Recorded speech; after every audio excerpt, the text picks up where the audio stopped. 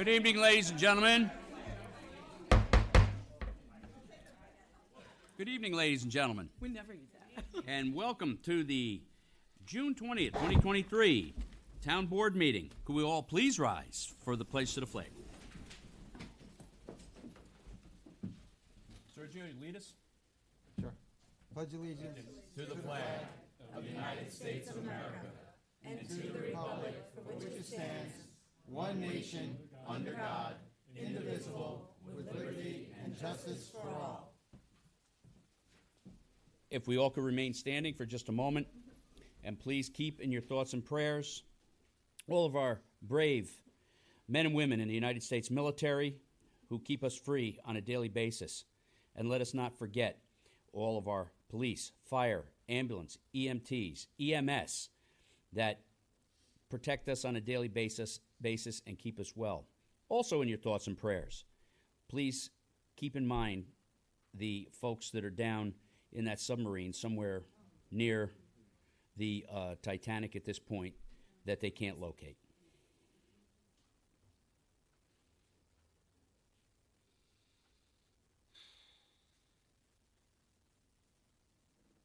Thank you. Amen.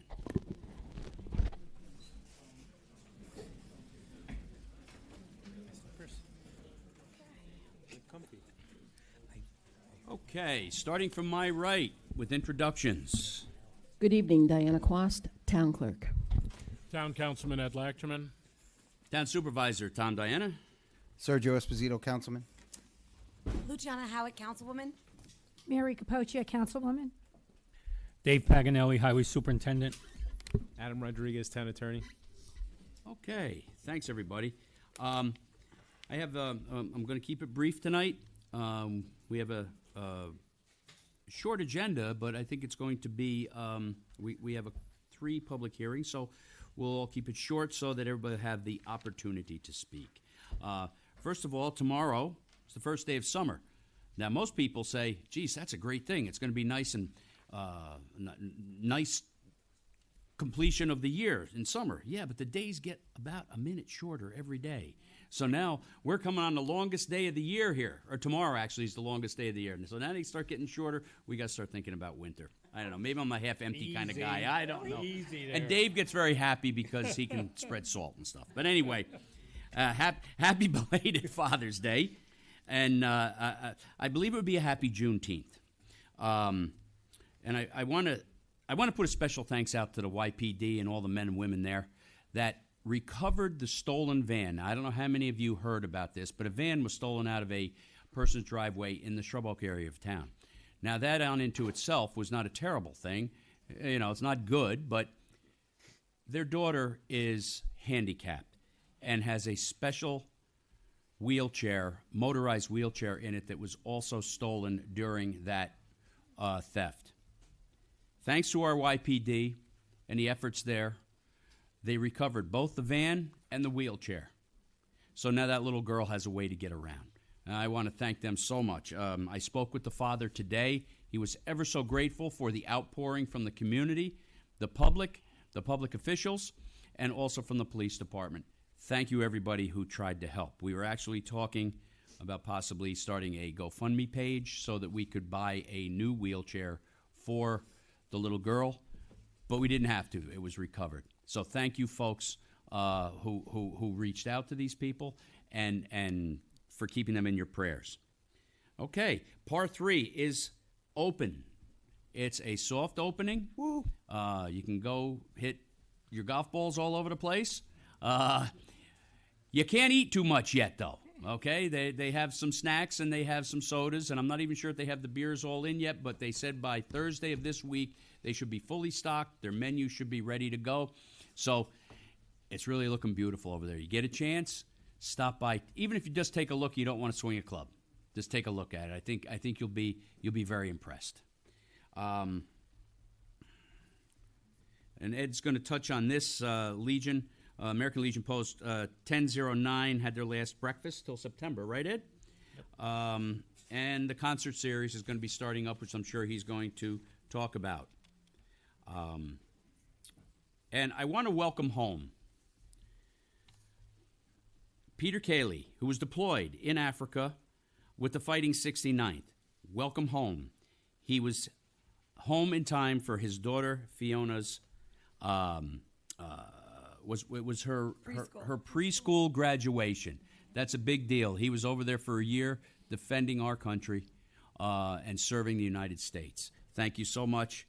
And I don't know where he went, but he's here someplace. He's standing back there near the booth. Our own police officer, Jerry Pamuto, who is also in Africa, is back with us. Welcome home, guys. Welcome home. You know, it's amazing what these men and women do for us, and we can't thank them enough on a daily basis, because without them, our freedom wouldn't be what it is today. So thank all of our armed forces who go over there and defend us on a daily basis. Okay, like I said, I'm going to keep it short. I'm going to defer to my deputy, Ed Lachterman. I do wish everyone a belated Happy Father's Day as well. Just a couple of quick things. Our Veterans Advisory Committee meets this Wednesday at 7 p.m. at the Cappellini Center, room 104. It will probably be sparsely attended this week because it coincides with the Fireman's Parade. I'm sure Sergio will talk a little bit about that. But we'll be taking off the next 2 months for the summer, July and August, and reconvene the third Wednesday of September. The Senior Advisory Committee meets the third Friday of the month. That was this past Friday. You can catch their meeting. It's televised. It should be on our station and probably our website too. Tom mentioned the American Legion Post 1009 having their last breakfast this Father's Day. It was very well attended. We thank all that came and supported our veteran services through the Sons of the American Legion. Our next breakfast will actually be in October, because in September they're planning an Oktoberfest. So look for details coming out about that. They have the nice patio out back that the Sons built under the supervision of actually our town supervisor, who does quite a lot of excavation work. And it came out really nice, so they will be utilizing that for the Oktoberfest. Yes, as Tommy mentioned, the Lions Concert Series starts on July 9th with Rusty Spur, which is a country group. We will have 6 concerts this summer. They will be, I believe it's 3 weeks on, a couple of weeks off, and then 3 weeks on again.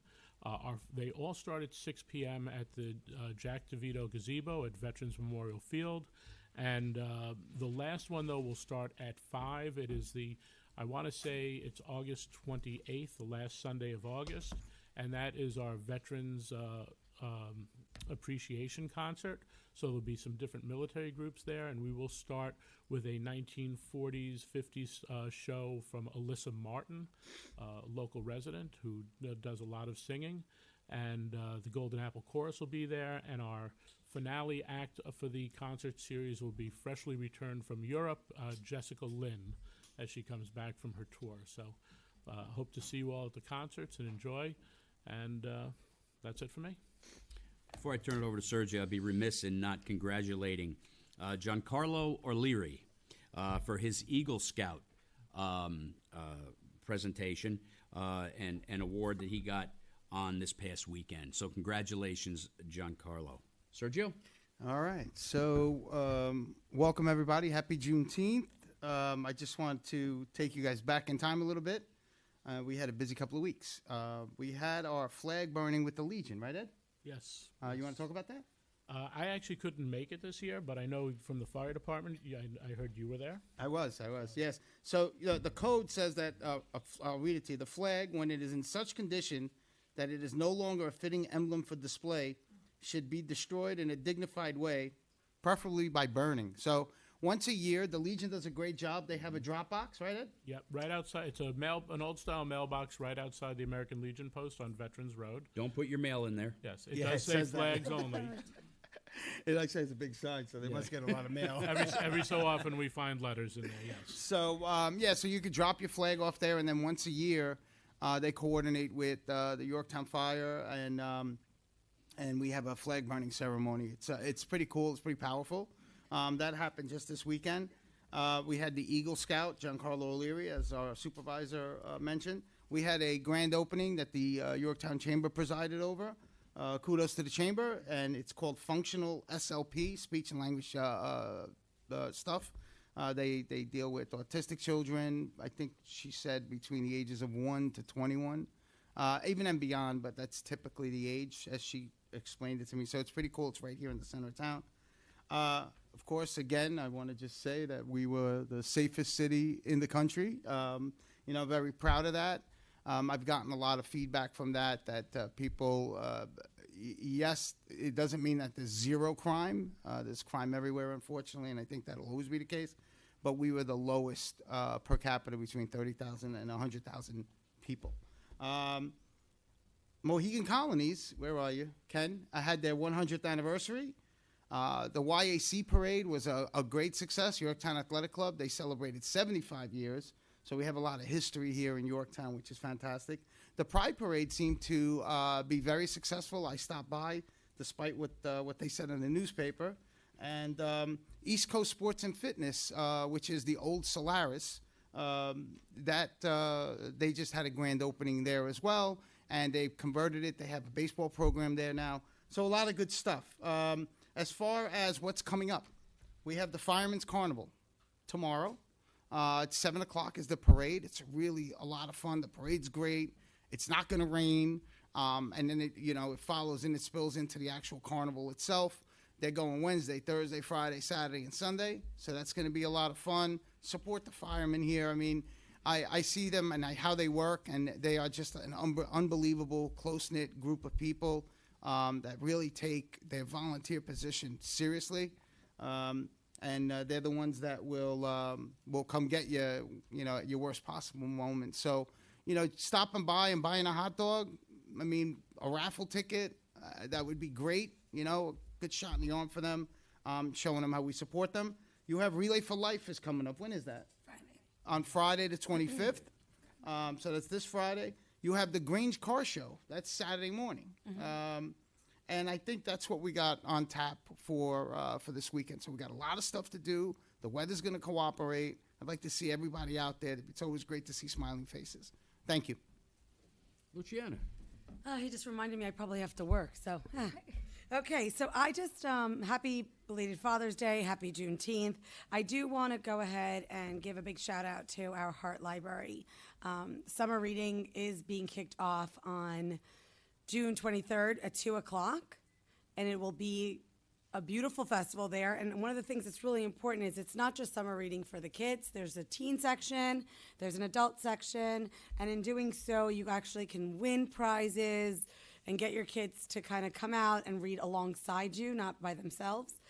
As a mentor for a lot of children, they tell me that the teachers don't check the first day of school. Well, as a parent, I check, so it's always good. One of the other things that I'd like to stop in and see is there's a community plant swap at the library on the 24th, where if you've had success with your basil and someone else had success with their mint, you can actually take a piece of it and swap through. And I thought that was kind of neat, because all knows that I do not have a green thumb.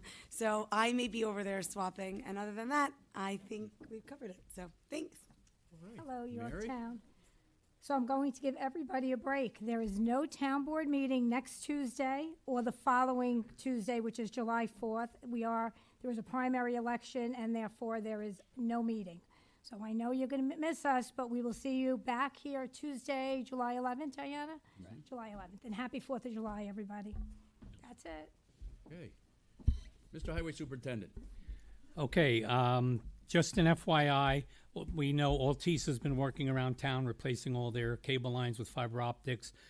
We've given them permission today. They have an emergency scenario where they're going to work tonight, Wednesday night, tomorrow night, Thursday night, and hopefully wrap it up by then, but we've given them till Friday. So, of course, we've made arrangements with our police officers to be out there, and if you see them out in front of your house at 2 in the morning, don't be afraid. Paving returns on Monday the 26th. We've taken a break because of schools, and a couple of the areas we're paving are directly accessing schools. So that'll be that, and that's pretty much it. Thank you, and happy Father's Day, and happy Juneteenth. Thanks. Okay. If Mr. I may, Rodriguez? Sure. If I may, last week there was an article in the newspaper that accused the town board, the town, of violating the open meetings law, and the allegation is apparently premised upon the notion that because Section 105 of the open meetings law only has specific purposes for which executive session is proper, then the town board must be violating the open meetings law when it has conversations with its attorney, me. The article ignores a different section of the open meetings law, Section 108, which provides quite clearly an exemption from the open meetings law and executive session for conversations with counsel. So when you invoke the exemption of Section 108, the procedures of Section 105 do not apply. So my suggestion would be that the author of the article read Section 108, subsection 3 of the open meetings law before making any such further allegations. Thank you. Okay. Thank you, everyone. All right, we have a couple proclamations. One will be for the observance of Flag Day. Ed, would you mind doing the honors Sure. of reading that? And, before I start reading it, I will give a shout out to Elks clubs all over because the Elks have a strong tradition based on Flag Day and the flag, and they do a tremendous, tremendous ceremony every year, which is great to be a part of. Yeah, it really is. Okay. Whereas the American flag represents our nation and values of freedom, equality, justice, and hope, and whereas when the American Revolution began in 1775, the colonists did not fight under one unifying flag but under their own flags, and whereas on June 14th, 1777, the Second Continental Congress passed a resolution stating that the flag of the United States shall be 13 stripes, alternate red and white, and that the Union be 13 stars, white on a blue field, representing a new constellation. And whereas President Woodrow Wilson marked the 100th anniversary of the resolution establishing the flag by declaring June 14th as Flag Day, and whereas the American flag has inspired Americans on the battlefield, has provided comfort during times of war and peace, and has stood as a symbol of hope for the millions of people who have come to America seeking better lives, and now therefore be resolved that the town of Yorktown recognizes June 14th, 2023 as Flag Day and encourages its residents to proudly display this important symbol throughout the year. Thank you, Ed. Thank you. Appreciate that. One more proclamation that I'd like to have read. Mary, would you please read the one on the observance of Juneteenth Day? Absolutely. Whereas Juneteenth is recognized as the oldest nationally celebrated commemoration of the end of slavery in the United States, and whereas President Abraham Lincoln first issued the Emancipation Proclamation effective January 1, 1863, freeing the slaves in the South. However, Southern slave owners ignored that order. On June 19, 1865, Union soldiers arrived in Galveston, Texas, and enforced the President's order, freeing the slaves 2.5 years after it was first decreed. This day has since become known as Juneteenth, and whereas Juneteenth has been also titled June, Freedom Day, Emancipation Day, and Emancipation Celebration, and whereas Juneteenth celebrations have been held to honor African American freedom while encouraging self-development, education, and respect for all cultures. And now, therefore, be it resolved that the town of Yorktown proclaims June 19th as Juneteenth Day in recognition of June 19, 1865, the date on which Union soldiers ended slavery in Galveston, Texas, and further, be it resolved, the town of Yorktown reiterates its stance against all forms of oppression, racism, and bigotry, and further, be it resolved that the town of Yorktown supports the continued nationwide celebration of Juneteenth Day to provide an opportunity for the people of the United States to learn more about the past and to better understand the experiences that have shaped this nation. And further, be it resolved that federal, state, and county governments, as well as local school districts, recognize Juneteenth as a holiday, and the town of Yorktown will also be closing town buildings in observance of Juneteenth Day on Monday, June 19th. Thank you. Thanks, Mary. Appreciate that. Okay, now we're going to switch over to our poet laureate, Councilman Sergio Esposito. Actually, I'm reading something from our poet laureate, John F. McMullen. Just one correction on the Grange car show, and Big Truck Day is not Saturday, it's Sunday. It's this Sunday, so I got corrected via text. So, all right.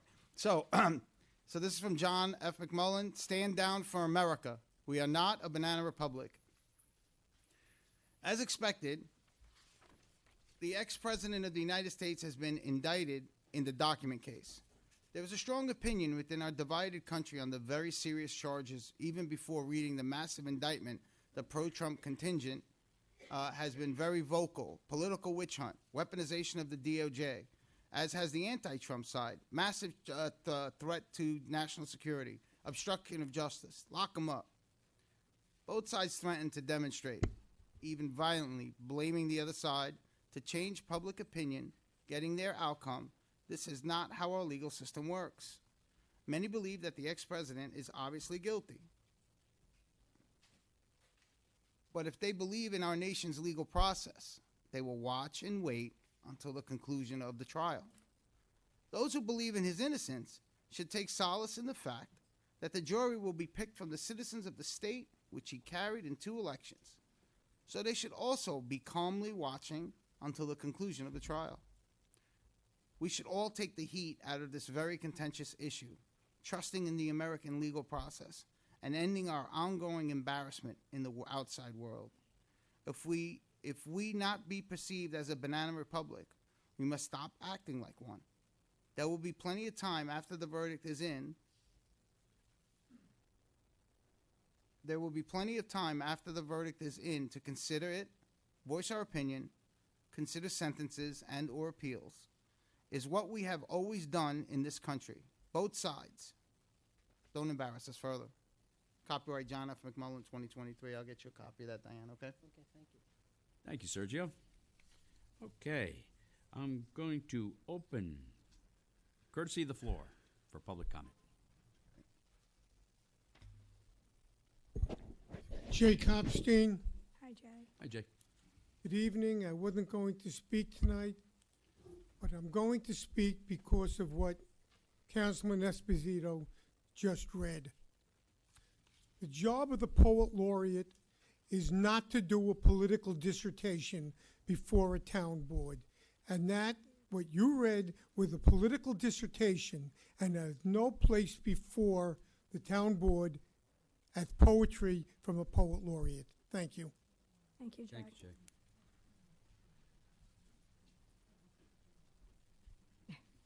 Hi, Jerry. That's pretty good, Jerry.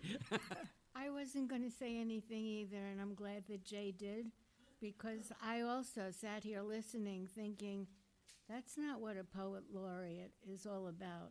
So you can count my objection as well to that. Thank you, Jerry. Thank you.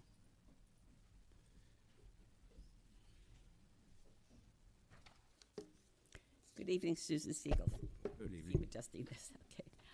I'd like to clarify some confusing and misleading town board statements about tax abatements that were made at the last town board meeting, at the June 6th meeting. It was said that the town gains revenue by offering the abatement, but that we don't lose any revenue. Gain or lose? Which is it? Actually, it's both. Yes, we can gain and lose at the same time. We obviously gain when a new commercial building is constructed on undeveloped land, or when a new building replaces a much smaller or an outdated one. In both cases, the assessed value of the property increases, which means more tax revenue, which is good. But we also lose revenue because when the new construction takes advantage of the automatic as-of-right 485B abatement, the new building pays less in taxes for 10 years. For 10 years, the owner doesn't pay the full tax bill. So there's both a gain and a loss. So my point is, if members of the town board are being transparent and open with us, they need to acknowledge both the gain and the loss. For example, in 2022, the town and the school district lost a total of a little over $310,000 in tax revenue from 4 properties that had the 485B abatement. The Yorktown School District obviously lost the most money, but the town lost roughly $47,000, which I think, and Dave might want to listen to this, could pave about half a mile of town road, $47,000. Okay. There's a second misstatement on the June 6th that needs correcting, and that's the statement that the 485B abatement law was a New York State law and that Yorktown Town Board couldn't change. Wrong, absolutely wrong. The state 485B law, which is enabling legislation, it gives the town the option to adopt the law if it wants to, as long as the town law incorporates certain basic requirements of the state law. The Yorktown Town Board unanimously adopted the 485B law on February 21st, 2017, when 2 of the current town board members were on the town board. I'd like to comment on Attorney Rodriguez's comments, since I'm the author of that article. Okay, I wasn't familiar with Section 108, so I just looked it up. All right, and it gives you 3 exemptions. 3 exemptions. 1, judicial or quasi-judicial proceedings. I don't think that applies. The second one is deliberations of political committees or caucuses, which I don't think it applies because the supervisor is not a member. If I'm correct, you're a member of the conservative, you're registered as a conservative, and the other 4 councilmen, they could meet as a political caucus because they're all Republicans. The third exemption is any matter made confidential by state or federal law. So if the attorney would like to comment on what specific state or federal law makes deliberations of executive session for that. And also, I sent you an email about the Greenway Award, and you might want to announce that because I think that's very positive things for the town. I didn't receive it as of the time I left today. It came back. You didn't get it? Oh. No. Can you give me 2 extra minutes to tell you about the good news? No, we can't, because then we have to do it for everyone. Yeah. Well, we got $6,500 Greenway Thank you, grant. Susan. Okay. Oh. Great. Thank you. Great. That takes care of half the sign. Okay. Anybody else for courtesy? Dan Strauss, 57-year resident. The Underhill Farms has been marketed basically as a senior-friendly, senior housing, or the ability for seniors to downsize from their homes. I did a little digging, and I looked in the EAF, and this is what I came up with. On May 26, 2022, Underhill Farms fiscal analysis, 321 persons. Uphill townhouse units, 3-bedroom, 25 4-bedroom, 5 apartments, 1-bedroom, 16, 2 bedrooms, 28. Senior apartments, 1-bedroom, 10, 2 bedrooms, 10. Downhill senior townhouses, 3-bedroom, 22. Senior condos, 1-bedroom, 2, 2 bedrooms, 30. Total 148. I agree wholeheartedly with 148. May 8th, 2023. Fiscal and socioeconomic analysis, 342 persons.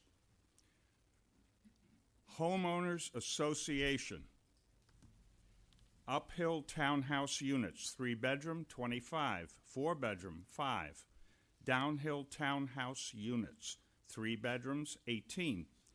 Senior condos, 1-bedroom, 2, 2 bedrooms, 30. Commercial/apartments, 1-bedroom, 26, 2 bedrooms, 42. Total 148. I agree wholeheartedly. In 1 year, as far as I can see, 42 units were lost to seniors, either whether you call it senior friendly, for seniors, or however you slice it. The seniors have been eliminated to the tune of 42 units. So, unless this is fiction, something is amiss.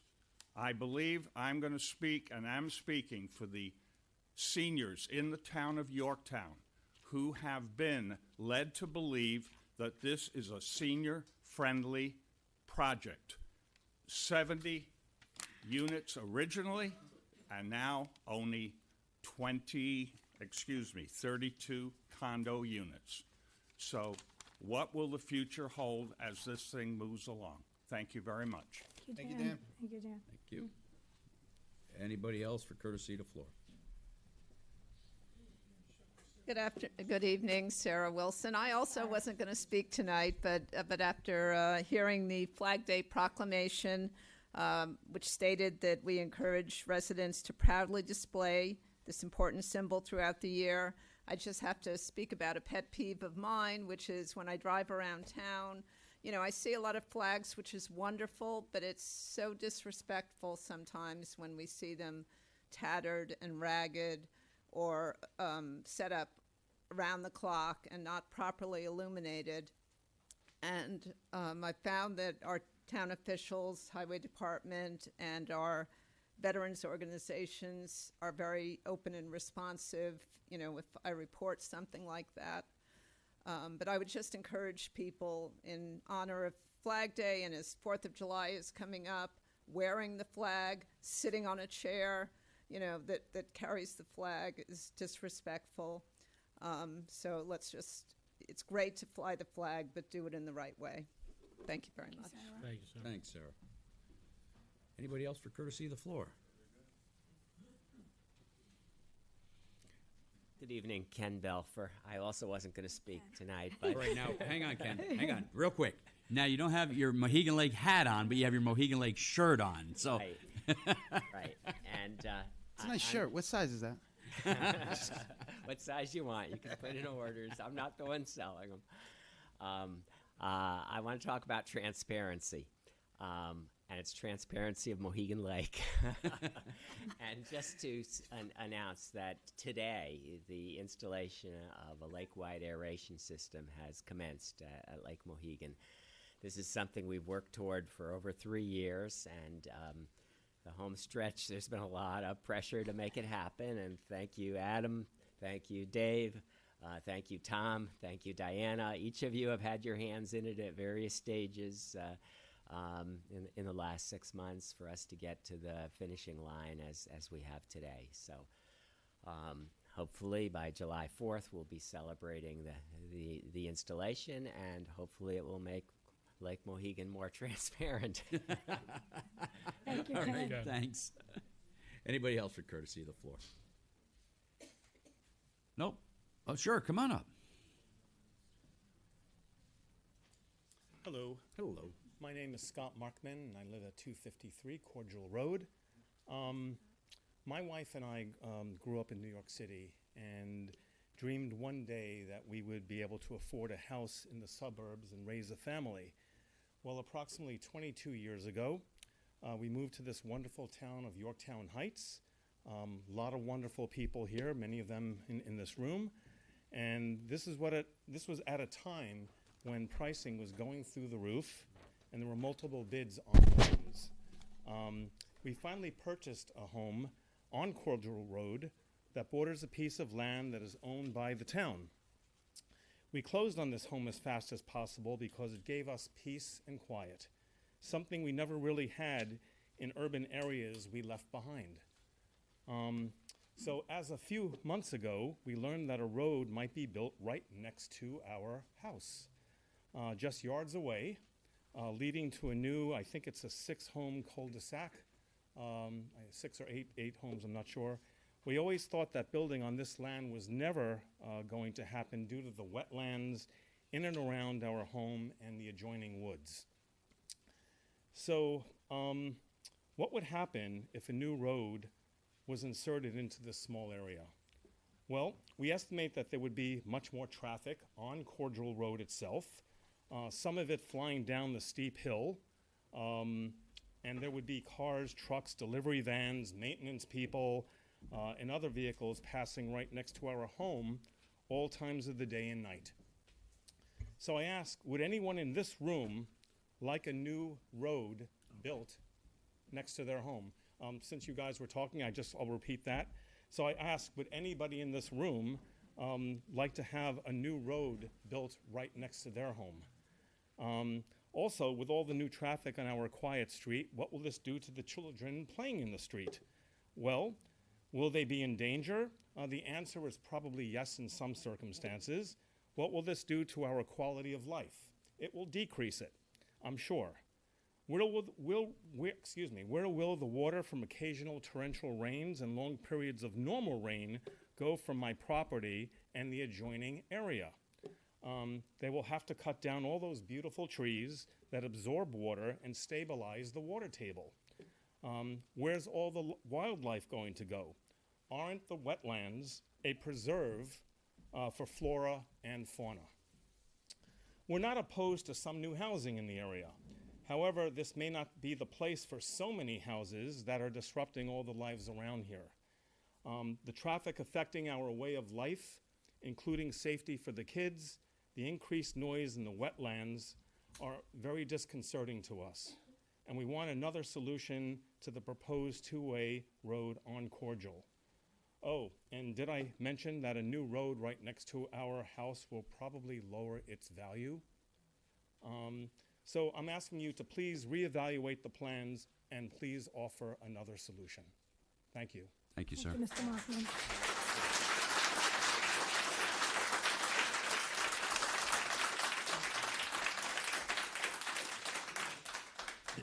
We thank you for that, and just wanted to remind anybody that's going to get up at this point, this is just courtesy of the floor. We're going to have a public hearing on all that in just a short amount of time. So I'll do it again.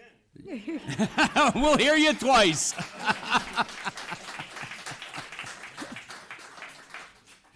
You just got a leg up on everybody, okay? Okay. Anybody else for courtesy of the floor? No? Okay. Motion to close courtesy of the floor? So moved. Second? All in favor? Aye. All right. We're going to move on to the public hearing portion of our. Scott, you coming back up? Oh, sure. Before that, I just want to thank everybody for their comments, and they'll be taken into consideration. All your comments are important to us. Go ahead. Yeah, so I just wanted to address something. You know, I think I'm the one that brought it up to address the gains and the losses. And, you know, for me, it's very simple. If the gains outweigh the losses in a positive way, then I'm for a project. If I'm not, then if it doesn't, then I'm not for the project. And I'll give you an example. You know, I don't agree with tearing down 1,000 trees to put up 1,000 solar panels. I think that, to me, that there's not a net gain there. That being said, Susan, I understand what you're saying, but interestingly enough, when you mentioned the loss, or when you mentioned your example, you seem to have touched on the losses. You gave us advice to make sure that we look at the gains and the losses. But in your example, you only mentioned the losses. So I caution everybody, you know, I take that like a grain of salt. I try to weigh my options all the time. I'm asking everybody else to follow their own advice and do the same. Weigh the options and look at the gains and the losses. It may be politically expedient to come up here and mention one thing or the other. But if you're going to give us advice to weigh our options and look at both sides, then I'd appreciate the same courtesy. Thank you. I wanted to address a 485B. You know, I think one thing Ms. Siegel sort of left out of that is that the taxes that are discounted for the 50% the first year are new and additional taxes over and beyond what was being paid. So when she says we lost, well, we'll use the example of $40,000 out of $80,000. No, we gained $40,000. The next year we gained $44,000. The year after that we gained $48,000 because it's a 5%. Oh, and actually then it's probably more, but it's a 5% comes back each year. So it's a small time discount on the taxes, 5% per year coming up, that offers a builder or a commercial property owner a little time to gain some traction on the expenses of doing a renovation to encourage them to renovate. we've all seen some of the properties around here that are lacking in beauty and in need of some repair. But if the people can't afford to do it because their taxes are going to get dramatically increased, it is expedient to offer them something to move back. And I think, once again, Ms. Siegel's looking at a glass half empty, and we are looking at it as half full. And I was on the board, as well as Supervisor Diana, when that came through, and that was the exact purpose. We were at a time when our town had a lot of properties that needed repair. Now, she pointed out at least 4 that came through, but there have been more, and that was the purpose. So as Yorktown gets better and the buildings become more and more improved, we will get more businesses in here, and we will get landlords who realize, hey, you know what? Maybe I could do something, make my money back, because you know what? Bottom line, a commercial landowner is in it to make money, not a sin. And we need to remember that. And once again, as Councilman Esposito pointed out, that's how we look at every project from our point of view. There are property rights, there are ways that to make things happen, and that is really what it's about. And that is what we try to do as a board, sit there, look at all sides of the picture, and make the best decision for the town. Thank you. Okay, thanks, Ed. Luch? Nothing? Mary? Good, thank you. Okay. Mr. Rodriguez? Section 4503 of the CPLR, Susan. Say that again, please. 4503. 4503, I will look it up. Thank you. Mr. Pagnelli? I'd like to address the flag issue. Okay, if we're talking about East Main Street up in Shrub Oak, in particular, those are the flags that I personally put up because there's not a town employee that will touch those poles. Okay, so if you'd like me to remove them, I would be happy to do so because there's no way I can guarantee that there will be lighting on each one of those flags. It's hard enough keeping up with them as the tractor trailers going down East Main Street in Shrub Oak are busting the poles off the poles. So I appreciate the situation, and anyone that will call my office, let us know about a flag that is in disrepair.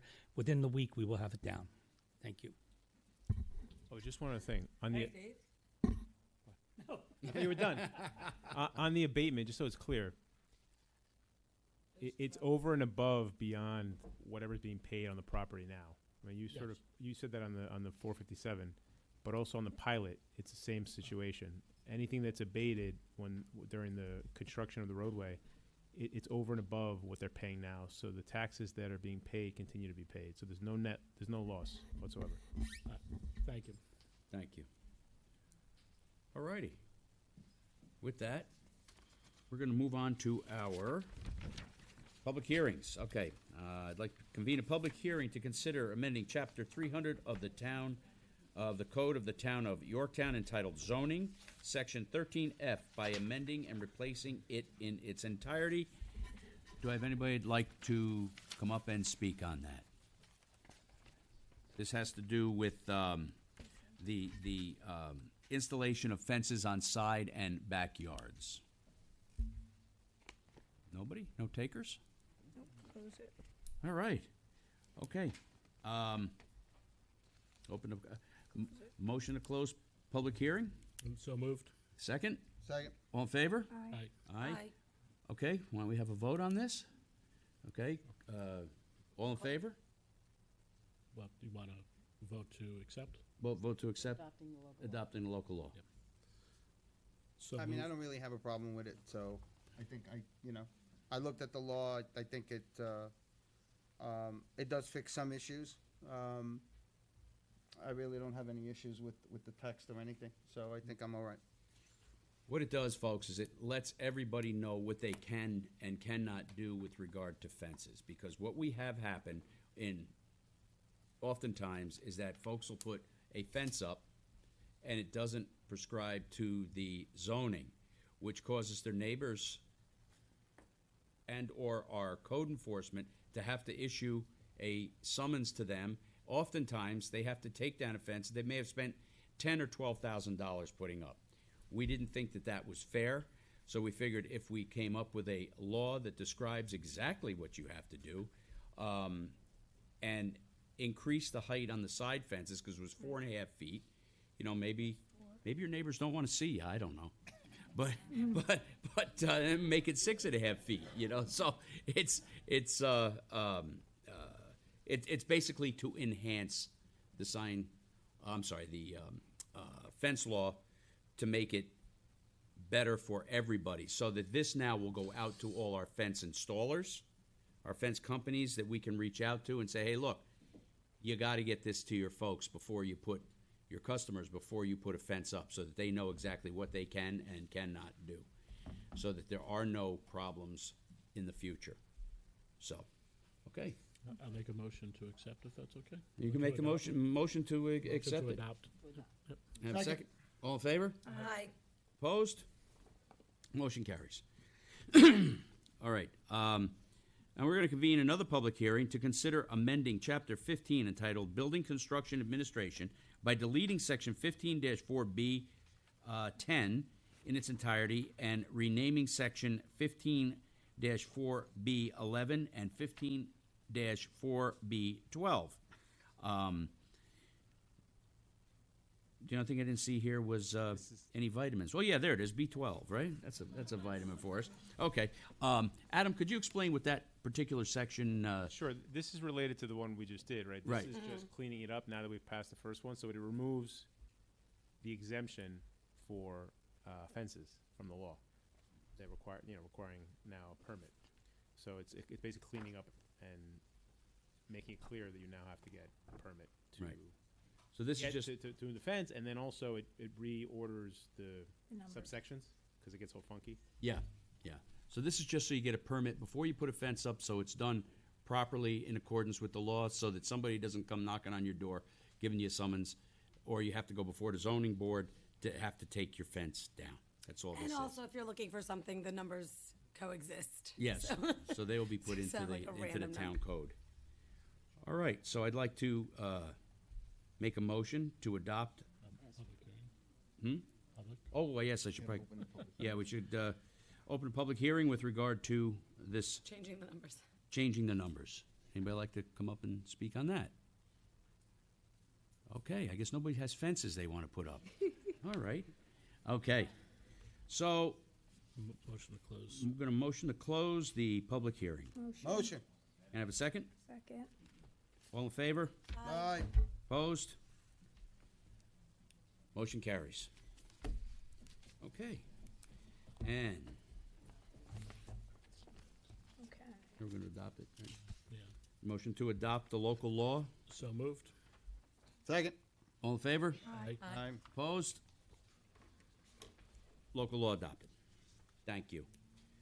All right, now I'm going to convene a public hearing to consider the application received from MJM Land Development Corp. For property located at 3232 Gomer Street to authorize the planning board to process a subdivision utilizing flexibility standards. I'd like to open up the public hearing for that, and at this point, I'm going to ask Joe Rena to come up and give a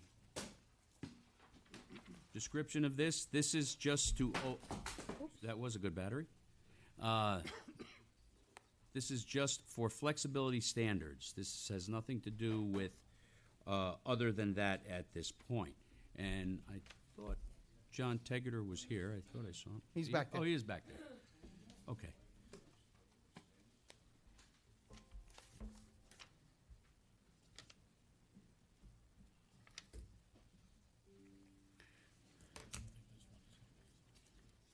I don't think so.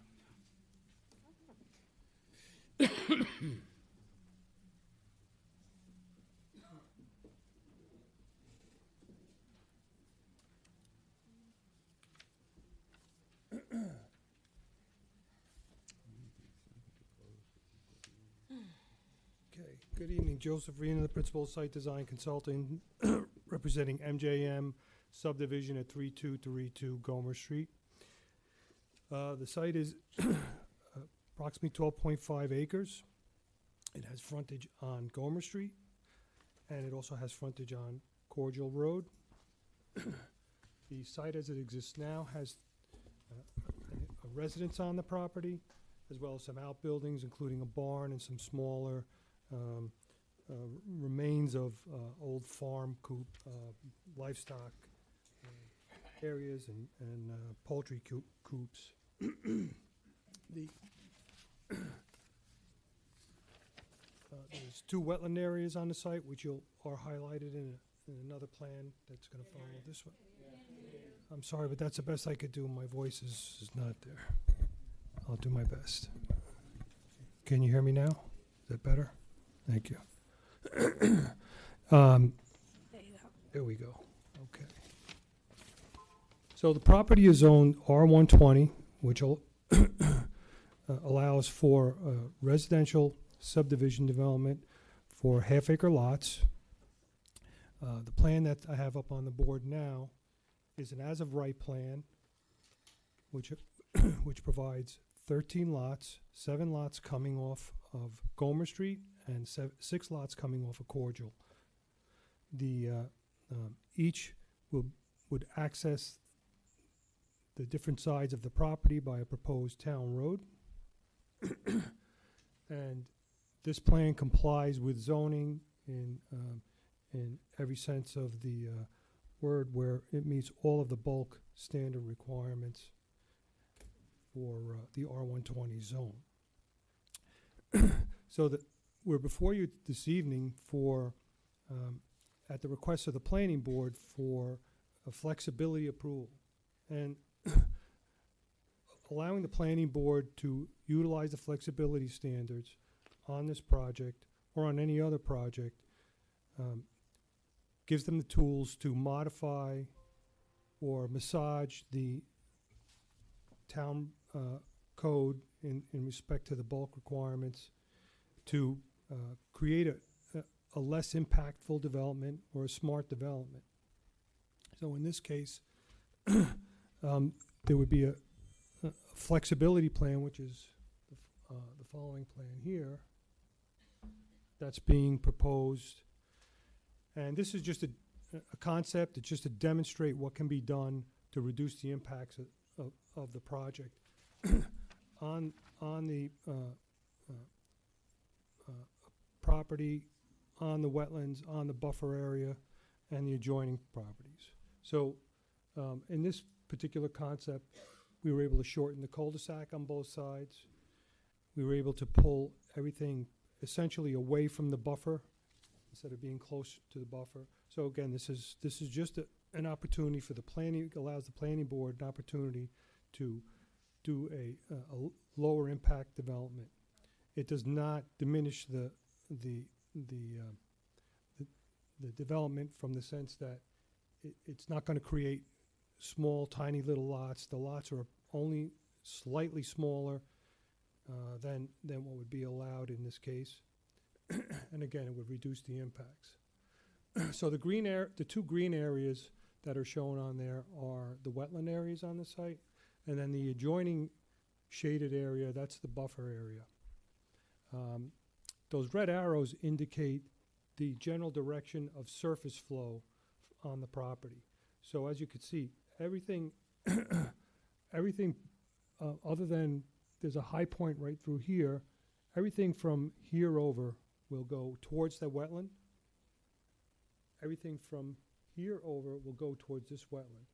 Both of these wetlands empty into culverts, which go underground and end up downstream somewhere.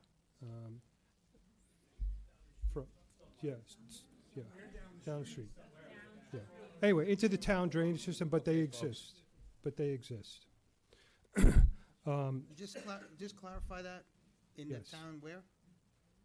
Into the town drainage system. Okay. Where it currently goes now. Okay. Right? That's where it goes now. We're not changing that. We're not changing that direction of flow. We're just adding to it.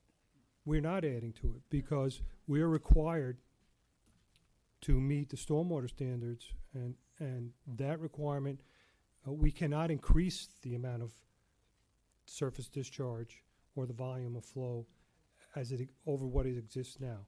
And the developer has stated that he is willing to even go beyond that and hold back a little extra than we would normally be required to hold back in this case. And how would you do these holdbacks? So there are many ways or many different options to retain or treat stormwater, and it all depends on the soils on the site, the testing, and so on and so forth. But a method would be applied for each lot and for the roads, so that we can hold back the amount of water. And we also have to treat the water for water quality purposes too, which most of the existing town roads don't do at this point, right? Because they were built before the standards were put in place. Can I ask a question? Yes. You're not putting this into the drainage, town drainage. You're putting this into surface drainage. Is that correct? In other words, we just did 1,000 feet of drainage out there to keep homes from flooding. Right. So that's a big We're issue not- for us. Right, that's uphill from where we But are. Right. Where you're accessing, let me ask you this. Can you access both those sections because clearly are bifurcated by wetlands? Okay, Correct. that's the whole purpose of this Correct. particular layout. So that being said, can you access both those sections from Gomer Street? Not without crossing a wetland. But you're going to cross the wetland regardless, coming No. in off Cordial. No, we're not. How? No, we're not. Joe, I was out there. I don't see that happening, to be honest. And we've yeah, just put an additional tremendous amount of water into that area. Right, and I was out there and I saw exactly where your discharge point is, and we're above that. So We're you're above that. closer to the homes, the last home on the right as you're going down, as We- opposed to where discharge buffer pipe is stuff. halfway into the wetlands. Where our Yeah, we're not discharge- in the wetlands at all on that side. We're in the buffer, but we're not in the wetlands. Okay. Still, the water's got to move. So So you're not putting any of that water into our town drainage. When you mentioned No. town drainage, that was my Well, I mean, concern. the culverts that those wetlands discharge to eventually tie into the town drainage Right. system in London Road and make Yes. their way out down to the stormwater basin that's down off, that was built as far as part of Ponderosa Estates. Correct. Okay, thank you. Sorry to Yep. interrupt. That's okay. That's okay. Anyway, so so a comprehensive stormwater management plan will be done for the project. And again, as I stated, my client has agreed to not only meet the standard, but go above and beyond as far as holding back to ensure that there won't be any off-site flooding of anyone's property. can you give me an example of what would be done to hold back water? So, for example, Because- we would design an infiltrator system which is something that goes underground. You don't see it; it gets buried. You've probably seen them go in. Yeah, I've also seen them get pushed out of the ground because of water. So Yeah, these units do not get pushed out of the ground. What you've seen pushed out of the ground is some kind of a those tank. the culverts that are saying, "Hey, I have Right, too much water." we wouldn't use something like that. So you'd have something like that, or maybe a rain garden, or maybe a bioretention basin. So there's various practices that you would use to do that. So the guarantee is that you can't add any more flow anyway, but you're going to That's right. go above and beyond and try to hold back some of the flow to actually reduce it. Right. Is that accurate? Yes, we're mandated by New York State DEC requirements to not exceed what is being discharged now. So we're going to meet that, and we're going to go beyond that. And so with the infiltrator system, you're almost kind of saying you're trying to prevent or the water from more water flowing into the backyards of all the many neighbors that are here tonight. Yeah, and again, and the graphic I'm providing here with the arrows is more or less to demonstrate the direction that the surface water is going now. So it's not really going into the neighbors' backyards. It's going to the low point, and we know where the low point is. That's the wetland, right? That's where everything goes now. So it's not flowing off site. The only area that's flowing off site is the very front of the site that goes towards Gomer Street. Okay. Getting back to what I was asking before. Folks, we're going to have a public hearing. Getting back to what I was asking before, as I'm looking at this, I'm assuming the top of that is Gomer Street, correct? Where's Gomer Street? Gomer Street is the left side of the screen. Okay, so you would have to cross those wetlands to get to that other, basically wetland locked piece of property, with the exception of Cordial Road. If we were to not come on off, if we were not to come in off of Cordial, is that what you're saying? Yeah. Is there another way? Is there a way through Kip Court? Is there a way off London Road? Well, I mean, there is a paper right-of-way that was set aside when Ponderosa was built alongside right Kip here. Court, correct? Right. There is a way to go in that way, but then we would have to impact a little edge of the wetland, which would be down here. But you're already impacting the buffer. Yeah, but it's not You know, the I mean, it's not the wetland. Honestly, Joe, between you and I, we did a month's worth of work out there, putting in drainage. I wouldn't approve that entrance for a driveway.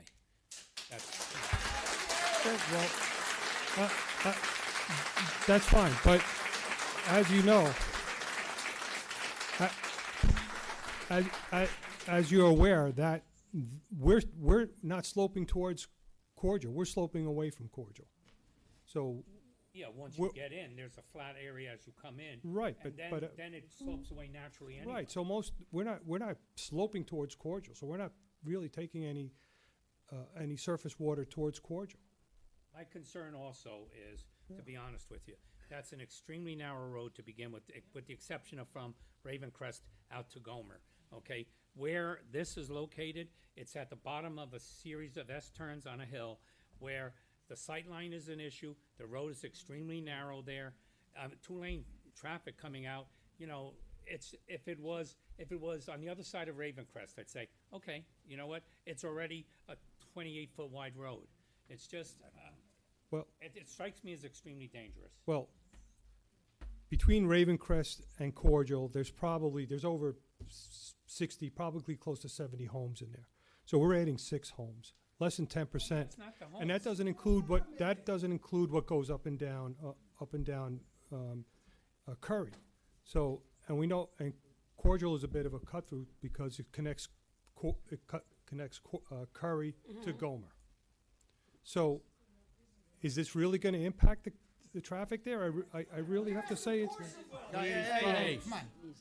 that's You'll have your enough. chance to Everybody will have their chance to speak. Yeah, Be cordial to the speakers. I expect everybody to be cordial up here. No, I did some research on this. I thought perhaps there had to be a second entrance and exit for fire. Then I looked at Winchester Court, okay, which we just had gated off. I looked at Hanover East, which has 5 times as many homes as this, yet only has 1 point in and 1 point out. But now that I see it, the whole purpose of this is to allow 6 additional homes because of the way the property is bifurcated, correct? Let's call it what it is. That's pretty much what it is. Yeah, I mean, we presented a plan going across the wetlands with one access coming in off of Gomer. We had one coming in off of that paper road off of London. But this is the direction we were asked to go in to stay out of the wetland. We have no. I would rather see, the way I look at it is Gomer's a primary road. London's a secondary road. Cordial's a tertiary road. Okay? If you're going to increase traffic for whatever reason, if we have the alternative of coming in off of London, why wouldn't we do that? It's a double yellow line road to begin with. That's just my personal opinion. Yeah. I would be remiss in a way, if it's I not. didn't, and I don't mean to insult you. I don't know what direction you were given, but since I was out there for over a month, I have a real good assessment of what that neighborhood is like and what kind of traffic occurs there as just a regular basis, you know. So, you know, in a way, it's not my call. It's the planning board's call to decide which direction we're going to go in. Correct. With that, but we did present the alternatives, and this is the direction we were given. Joe, where's that emergency access off of London? That's this right here. That's it there? Yep, that's it. God, I can't see That's anything. a paper right away right there. Where's Kip Court? Kip Court is still right here. And the right-of-way, if I'm not incorrect, is between Kip Court and Ponderosa, yes? No. No? No, it's right here. Can you enlarge that, Joe? I can't see anything. How about getting that? old, kids. That's even better. How about that, Dave? Oh, that's worse. Okay, so there's Kip Court. I see it. Here's Kip here. Yep. There's a paper right away right here. That was. that Right was where, s- Joe? Point it to it. I'm right on it. His little I'm right cursor on it moving? right here. Oh, over there. We can Okay. get you Yeah. glasses, man. I have Binoculars. cataract surgery and I still can't see. So that was set aside when Ponderosa was developed. Like a paper road, in essence. Paper road. Or is it an and it easement? was actually, for the most part, the roadbed was constructed. So if you go out there, you could see it was. Yeah, we had a big tree come down right there. Yep. Right, and actually the water main was extended down that right of way onto this site. So, in essence, I'm sorry to be a pain, but in essence, if I go to the planning board and express my feelings about using Cordial Road, there is another way to get in there. They have seen that alternative plan. Okay. I know I had, when I was out there, we walked it, and I forget, beginning of March, maybe? Yeah. And I know that the neighbors that live in the Kip Court? houses right off of that, is that Kip? I can't read it No, either. that's off of Lily. Lily, Off of Lily. Yeah. Yeah, off of Lily. Okay.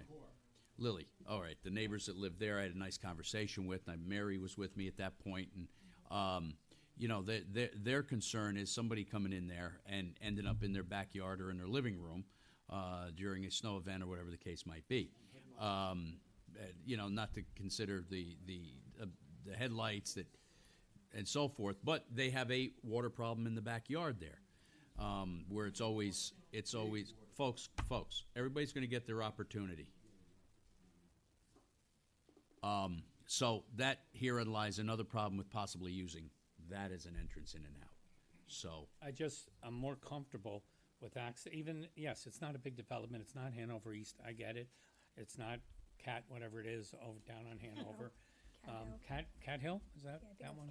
Cat Hill? Cat Hill So- is only 5 lots. Let's. White Horse Lane, you're thinking of. Oh, White Horse Lane. That'll never get accepted by the town unless they fix 10 years of damage that's occurred there. And I've been out there with the contractors, so they're fully aware of what needs to be done there before the town will accept that. But I just would be more comfortable accessing, egressing to a double yellow line road than to a tertiary road. That's just my opinion. But if you come in through that paper road, you have to, that would be the only entrance for both sides. Oh, we could still Is come in that off of accurate? Gomer. Was that right? We could still come in off of Gomer. I mean, we could come in But off the paper road and loop out to Gomer. And just a then second, Joe. So the Go paper right in. road would, you said it would touch a little bit of the wetlands, but you would have to transverse the entire wetland. You'd have to No, no. cross over the wetland because you make a right, right? Oh, no, yeah. If we went in that way, we would have to go through the wetlands. Across the whole wetland, right? Because you're coming in. Where's the paper road? Point to the paper road again. Right there. All right. So the paper road's going to come in, and then you got to hook a left. I mean a right. That's right. We'd have to go through this. So you this got to edge go of the across the wetlands. entire wetland. Right. 10 feet of the entire wetlands. Okay. So, guys, just everybody's going to have a chance to speak, please. We're just trying to have a discussion. We're all on the same page. We're trying to figure it out together. But we just, please, when the time comes, you guys are all going to come up and have a chance to speak. Okay? So just, please, we're just trying to get through the details of it. Thank you. Okay. So those are your two options. Right. What happens if you come in Gomer and you got to cross the wetlands anyway? You come in Gomer, that's your entrance for the entire complex, and then you cross the wetlands to get to the other side where the exit would be. I think that that can might be a done. question for John, since Yeah. since planning that could be done. pushed this over as not wanting to do that. Okay. Well, we'll talk to John then. We'll talk to Yeah, John we're about going to that. bring John up. But, Ed, you had raised a good point. So just to be clear, we're here for the flexibility. Whether or not to grant you're you not flexibility. approving this project. You're here just to give the planning board the opportunity to use the flexibility standard. Can the project proceed without the flexibility? Yes. standard? Okay. We thank have an as of right plan. The first plan I showed is as of right. you. Okay. That's fine. All right. That's a right. Hey, John, you want to come up and go over the planning board's thoughts on this, if you don't mind?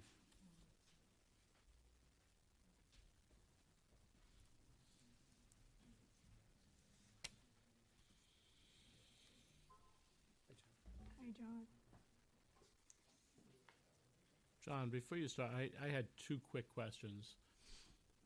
as of right, can they come in off of, London? Homer. not Gomer, Cordial, as of right? Yes. So as of right, that can be done without us being able to say anything. If you see the lines on the paper there, it was anticipated as an entrance to this property.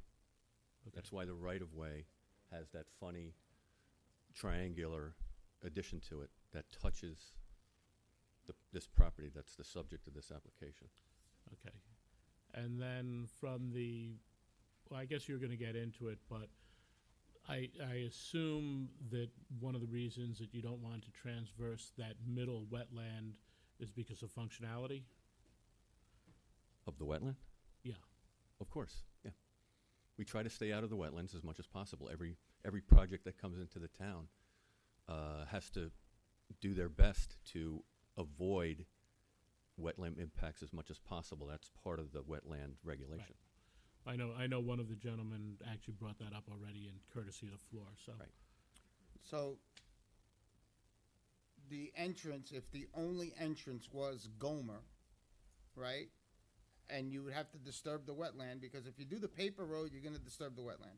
If you make the only entrance with Gomer, you're gonna disturb the wetland.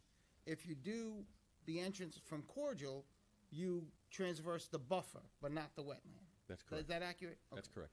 So, I don't remember the conversation in planning about the site plan and stuff. Was there ever a site plan that you came in through Gomer only?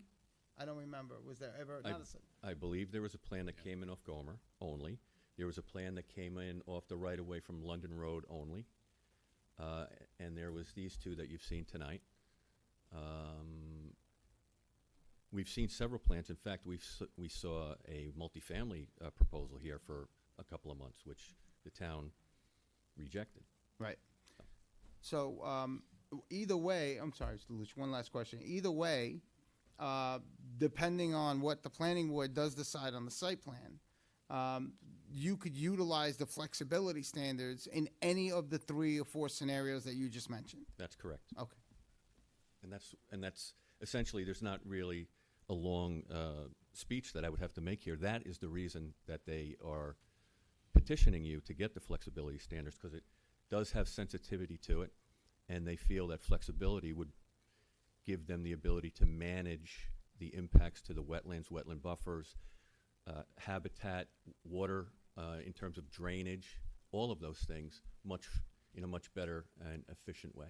So approving the I'm sorry, Dave, No, go ahead. approving the flexibility standards for this project tonight doesn't necessarily approve this plan. I doesn't- just want to make it clear to yeah, everybody. It does not lock it into any particular plan. Okay. It locks it in that the planning board would be able to modify the setbacks, the lot size, the road width, things of that nature. be helpful. Which would be helpful, yes, of course.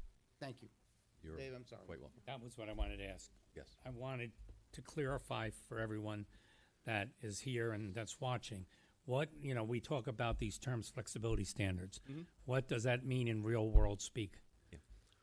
So what I think you just explained that.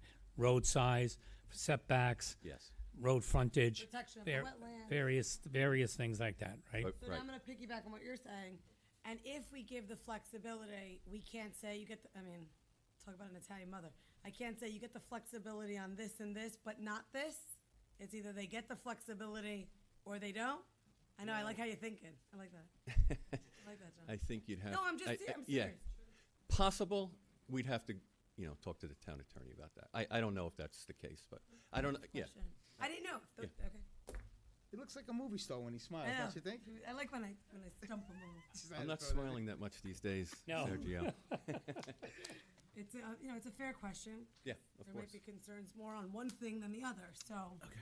See, I think what a lot of people think when they hear flexibility is we're looking to bend over backwards to help contractors put in additional units. No. And that's what we want to make sure We're- people we're- understand what yes. exactly flexibility We're is. helping to bend over backwards for the environment and to make the best, most efficient development that's possible.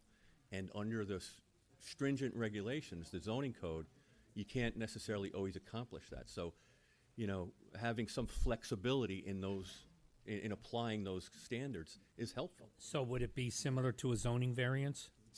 Exactly, yes. Except zoning variance, you know, it's one or two things, possibly. This gives flexibility to all of the bulk requirements in the zoning code as it applies to this zone, meaning setbacks, lot size. But this particular project, not any homes No, that it's fall in just, this it's zone. just authorized for this particular project under that section of law in our zoning code. And just to be clear, Cordial Road is able to be used even if we don't give the flexibility? That's correct. I was on Cordial today. It's, you It's know, not I drove narrow. past it. Yeah, I mean, it's, But it falls under the standards. The Cordial Road? Mhm. Cordial Road may fall under the road standards. It's an old road. I don't know The older if section of it may not. that, yeah, and so that's Just absolutely curious possible, yeah. If that means of ingress or egress is allowed even if the flexibility isn't given. That's correct, it is. yeah, it is. I just want to be clear. Yeah. That's what Yeah. I want to Yes. understand that. That's a good question. Yes, absolutely good question. Cordial Road is available to access this property. The right-of-way from London Road is available to access this property, as is any of the frontage on Gomer Street. So all of those three. And the paper road. And I said the paper road, from London. Yeah. Come on. Yeah. And I would dare say that Lily Court was probably anticipated at one time to possibly Be be an extension of Ponderosa Estates. Otherwise, it probably would not Be there. Exist. Yeah. exist and go to the lot line, so. Joe, Yeah, could that you goes right blow up up to the- that little section a little bit? I'll tell you what, these things are tough to see. Yeah. You think? Down there by Lily and Lily the, and He needs a magnifying glass. Inspector Clouseau over here. You know, I got binoculars in the car. You go get them. Where are my opera glasses when I need them? What John just mentioned was Lily also goes all the way to the property line here, but that's a private road. Oh, okay. All right, so. It all was right. supposed to be for Ponderosa, no? Well, I think it was laid out that way in And that if they- anticipation of a possible extension. So in other words, the owner of Ponderosa Goodbye. Estates may have subsequently bought this property. Who knows? So, you know, you think ahead like that, so you have Or some they might really some like choices. neighbors. Yeah. Yeah. Okay. All right. So is Lily Court Under a consideration. paper road? Did they sign it over to the town? No, it's a private road. It hasn't been considered for access to this property because it's a private road. We have no right to it. So negotiations would have to take place with the owner of the road for that to Yeah, proceed. I don't think that we would consider that. There's three other areas of access, so. Okay. We might leave the paper road in the recycling bin. Okay. Anything else right now? I'm good. Oh, we're good. Thank you. Thanks to Thanks, both John. of you. John, Do you have any more questions for me at this point? I don't. No, I Joe. don't know about Thanks, everybody Joe. else. I don't. Joe, could you Yeah, leave the leave the map map up they up. requested? Yeah, I'm Gonna shrink it down a little bit? trying to get to it now. Hit the minus symbol, John. There you go. thank you, Joe. Giuseppe. Thanks, man. Okay, folks, we have some comments that had come in. Should we see who's here first? One comment was from a Mr. Liebman, and one from a Mr. I believe it's Kodricki. And we have received these letters from both, and it's been reviewed and will be part of the record. With regard to our planning board, the planning board is currently reviewing a 13-lot subdivision application for the subject property. The property consists of 12.5 acres with the frontage on Gomer Street and Cordial Road. There is no frontage on a paper road from London Road. The entire property is within the R1-20 zone. The applicant is requesting to utilize Town Code Section 300-22 flexibility standards to accomplish a more compact development that minimizes disturbance to the wetland and wetland buffer. The flexibility plan provides the ability to develop the same number of homes with less overall disturbance. The first proposal for this subdivision was to enter the parcel through a right-of-way on London Road. However, entering the site at this location only would require a wetland crossing that would bisect the site, since the wetlands cross the middle of the parcel. The planning board requested the applicant investigate an alternative subdivision layout that would enter the site from Gomer Street and Cordial Drive and not connect or cross the wetland. The flexibility layout brings this preferred design a step further in potentially shortening the two cul-de-sacs, even more so than shown. So to further reduce the overall disturbance of the development and impact to the wetland and wetland buffer areas, use of the flexibility section of this code will allow the planning board to vary the required footage, setbacks, and lot area to minimize the site disturbance while developing the same number of lots. For these reasons, the planning board recommends the town board authorizes the use of Code 300-22 flexibility standards for the subdivision of a maximum of 13 lots to promote the best and most environmentally sound development. So, see, is it the same one? Yeah.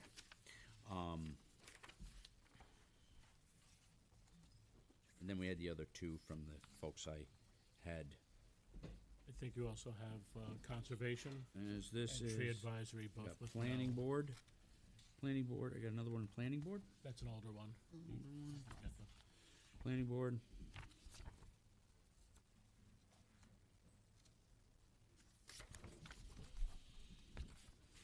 Okay, and this is from the Architectural Review Board. The Advisory Board on Architectural and Community Appearance reviewed the above referenced subject at their meeting on Tuesday, September 20th, 2022, and have no comment. And this would be from the Tree Commission. Attached, please find a document regarding the above referenced project. They will need to be scheduled for an upcoming work session. Joe Rena and the applicant did a presentation of the project on April 12th, 2022. And that is think there was one from the conservation here.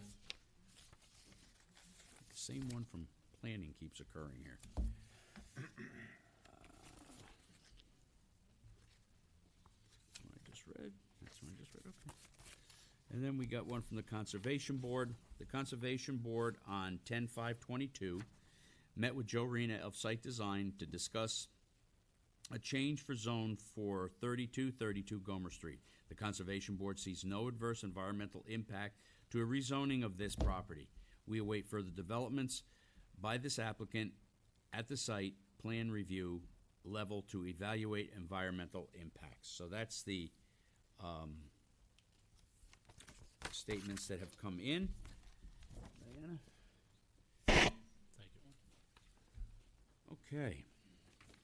So at this point, I just want to mention Yes, one Joe, other thing. sorry. When we get to that point in the process, again, this is just a concept right now. Mhm. There's a lot of work that has to go into this to make it a formal plan, of course. You know, we're going to be working hand in hand with the planning board on this. But also the town board has authorized the town's environmental consultant to work on this, which the applicant pays for. So I just want to make that clear that the Conservation Board has made their their statement on it, but your environmental consultant is going to weigh in on the project. okay. Thank you. Thanks, Joe. Okay, I think we had 5 people that signed up so far to come up and speak, or 6? The first person for public comment would be David Liebman.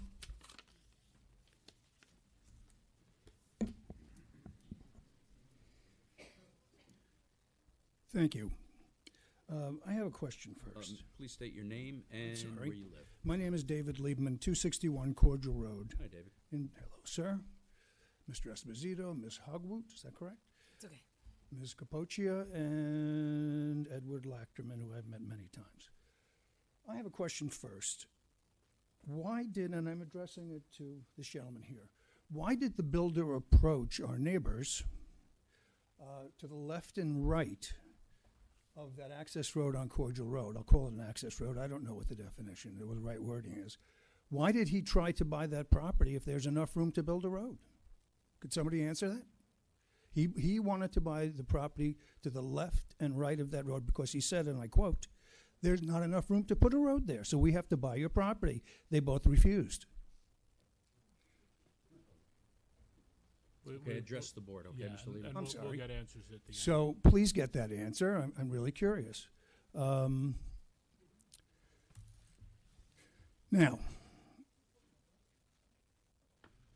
there must be, Dave, I don't know if you know, but first of all, Dave, thank you for doing such a wonderful job for this town. You've done a terrific job, and you and your crew should be commended. Cordial Road, if you excuse me while I get my notes out, I come from the construction industry. First of all, approving, and I don't know, well, I'm trying to organize my thoughts, excuse me. How could you possibly think that it is fair to the people living on Cordial Road? How could you possibly believe that sending these huge trucks down Cordial Road, which is approximately, and I measured it the other day, I think it was 21 feet in width. Now, I come from the, yes, it is 21 feet. I come from the construction industry. A trailer, a Rogers trailer, is the standard, is the Cadillac of construction trailers. It's called a gooseneck. A gooseneck measures approximately 10 to 12 feet wide. The road is 21 feet wide. The average car is between 5 and 8 feet wide. Unless you grease the sides of these trucks, they're not going to fit down this road. Number one. Number two, Dave, there must be some sort of standard that says you can't send all this traffic down this road.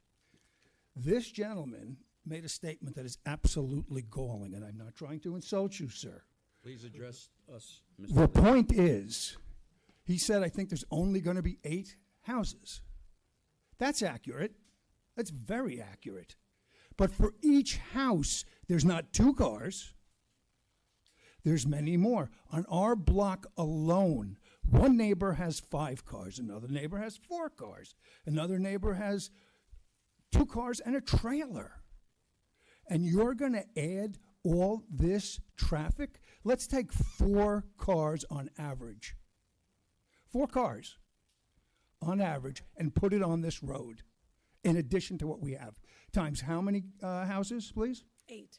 8 times 4 is? It's 6. It's 6. 6? 6 times 4 is? 24. 24 more cars. That does not count Aunt Mary and Uncle Joe when they come to visit on July 4th, and perhaps their kids are coming too. Or the ones that still have to go to work to buy a car. They could be riding a bike, right? Well, it's an electric There's those bike. two, yeah.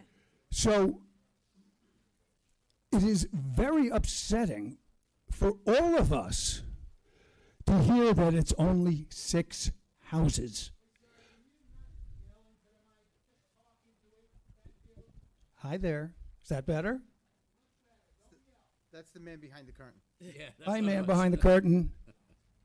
Okay, so it's very upsetting. I'll move this out of the way. It's very upsetting to have that happen to us. Now, Dave, again, I keep coming back to you.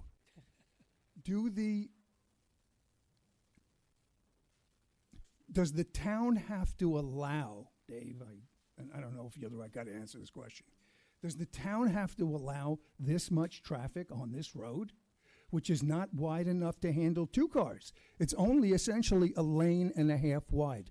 It's not a double yellow road. It's not. It's a neighborhood stinky little road. And you're doing this to us because you've acquiesced to everything he said, because I have your documents. And your documents, Ms. Hogwood, lovely lady that you are, recommended this. You all did. Mr. Liebman, I'm from the Bronx. You can't get one small car through the road. To me, it is what it is. And at this point, I hear you. And I hope that we can all address you and we can get you all the information you want. But I just asked our planning board if, whether flexibility or not, which this public hearing is to grant the change to give this project flexibility only, okay? That's my It next point. cuts them off of using Cordial Road. No, it doesn't. And it doesn't. It does. Okay, It now, doesn't. so go back to And my there's original a bunch question. of beautiful people that want to live in this beautiful town. I mean, ask Dan Strauss. He's been here like 60 years. Is it our Great job? place, right, Dan? Is it your job? Is it our job?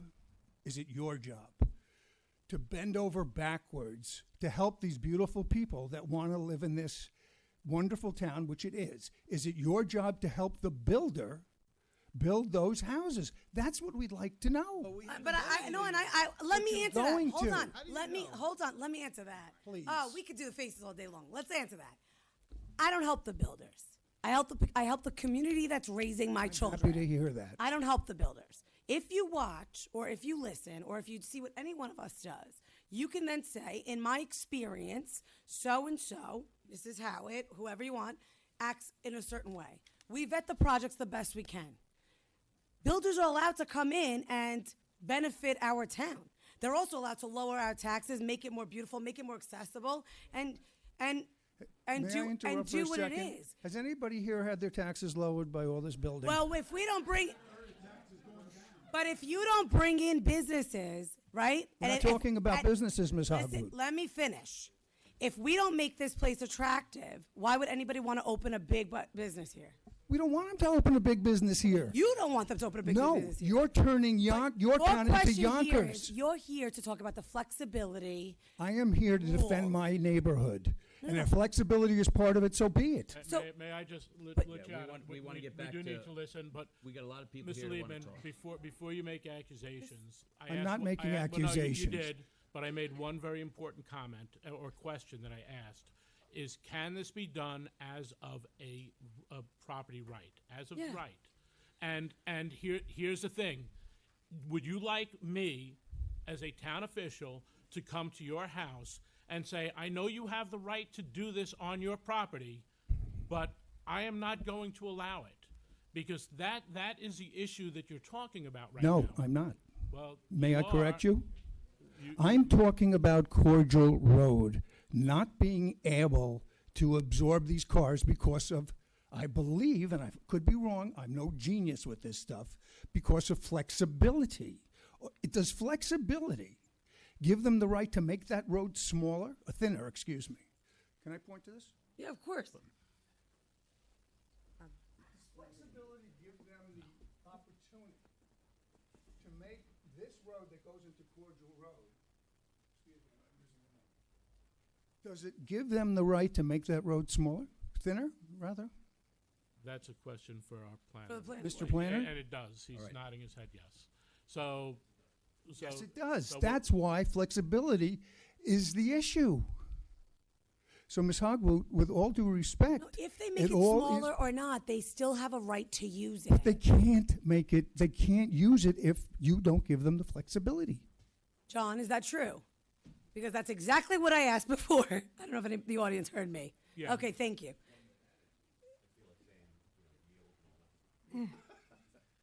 The answer is, in flexibility, you can change the dimensions of the road. Of course, we would work with the highway department on that. Absent flexibility standards, you could still access from Cordial. The road would have to meet the standard, which is 24 feet wide and a 50-foot right-of-way. There will be a 50-foot right-of-way with, in either case, it depends on whether or not the pavement will be 22 or 24. So hold on. Does Cordial Road, as is, allow for the in and out? Yes, it's a public road. But If it's not wide enough, Hold on. We're gonna have to. We're gonna stop the back and forth. We're gonna let the people talk. Jot down your questions, and then we'll Thank you. we'll answer them later. Okay. Thank you. So my question is, if you'd write this down, if the road isn't meeting standards, how could that be correct? How could it be correct? How could you build a road that's not up to standard and say it's right? Say that it fits. It's your job to protect us. I hope you will. I hope each one of you understands what you're doing to us. Do you have any idea, and I'm not talking about flexibility now, I've been to millions of construction sites. They have to haul in lumber, heavy construction equipment, plumbing supplies, roofing supplies, gravel, tar, asphalt, paving equipment, and they're going to take all that down Cordial Road? That's ridiculous. It's ridiculous. Not to mention the actual noise that we're going to hear for at least a year, right in our own backyards. And if I could talk about flooding for a minute, there is a tremendous hydraulic problem in our neighborhood. I'm talking about our side of the thing, not the opposite side, London Road. There is groundwater that seeps up from the ground. It's like Venice when we get a heavy rain. You are taking away all the tubular plants, not all, excuse me, that's an exaggeration. You're taking away all the tubular plants that absorb water. You're going to make our backyards into a swimming pool. You're talking about flooding on the opposite side, and I feel for those people because, my opinion only, I don't accept what the engineer said. I don't. I've worked in this industry a long time, and I am not an engineer. But I know that's not completely accurate. I guess it's this gentleman, not the engineer. And I'm sorry, Mr. Esposito. I know I'm going on and on, but we feel very, no, thank you. We're very passionate about this. We can't let our children are not going to be able to go out and play in the street. I don't know, did any of you guys come from the Bronx? Did you ever play stickball? Yep. Sewer to sewer. Sewer to sewer. No more stickball for these kids. These parents are going to have to run out in the street and grab their kids.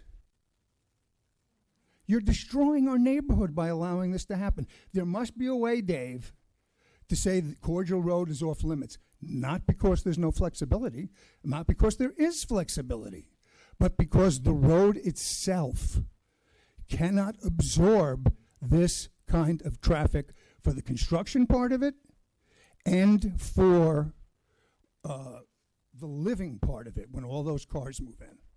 That's the overriding issue for us. The flexibility issue you gentlemen are going to address and find an answer, I guess. Now, that I'm finished, I thank you very much. This is about as American as you can get, and we appreciate it. We're very lucky to be American citizens. We're very lucky to be able to come here and discuss what is troubling us. We appreciate it. Thank you so much. And thank you all. Thank you.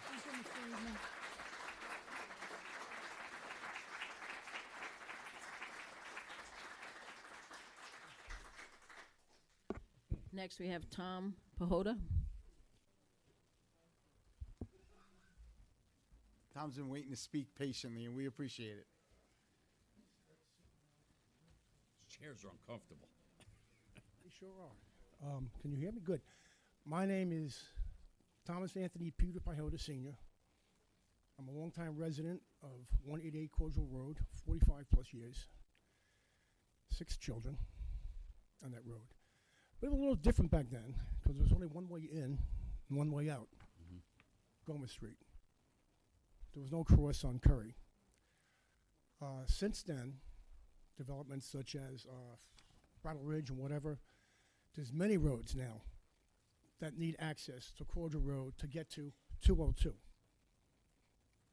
London, Poplar, Curry, Woodfield, High Ridge, and Row Ridge, whatever they call it. Also, 7 to 8 months a year, there are buses 5 times a week going down that road, up and down. landscaping trailers and trucks going up that road 5 times a week. Sanitation trucks 3 times a week. You got UPS, USPS, Prime, FedEx going up and down that cloud the traffic. Now, I'm very familiar with the road, as Dave said, winding. Because in 1977, I tried to sleigh ride down that road because nobody was there. And there's no way you can go straight and get to the bottom without hitting a tree because it goes back and forth all over the place. You only get clear access when you hit the bottom, which is pretty close to where the access road is going to be. And the person driving, just the speed limit. Now, is it 30 miles? 30. Okay, now I do 20 because I live there. It's, yeah. So somebody's doing 30. By the time they hit the bottom, you got a car coming to access road. It's going to be very hard to stop without hitting somebody. Okay. We have all these roads, and it's a tough deal. And we have a resurgence of children now living at the bottom of that hill. I've never seen so many children before. We had them when my kids were there, then nobody was there. You got to look for their safety. Between the trucks, the buses, the seeing what you can see when you're going down, they're at risk. All right, and I know you're talking about, maybe they can widen, but we're talking about what's coming down. I'm not worried about what's coming up. And also what he said before, you start bringing trucks, cement mixers, trailers that take highway equipment and everything, and with these kids playing out, there are a bunch of kids down there that have physical problems. There's one school bus that comes by with a special lift, okay? It's usually there for at least 5 minutes to take care of that child, right? And there are other kids too that, and that's what I'm more concerned about than anything else. Somebody come running out, and those kids are going to be there. And you know what happens? You see it all the time. You look both ways, and a car's coming, and what happens? You got to beat that car. It's a narrow road, like he said. London Road, you got the double line. Fine. Double yellow line. Cordial Road, you couldn't put a yellow pencil line down it. It's so small, you know?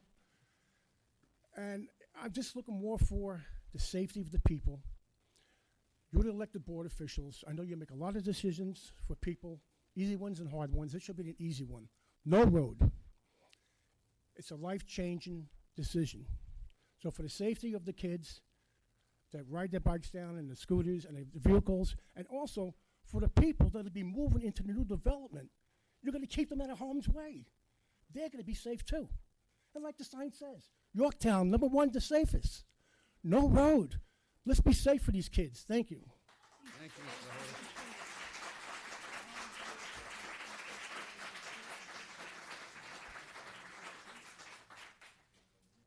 Tom Galello.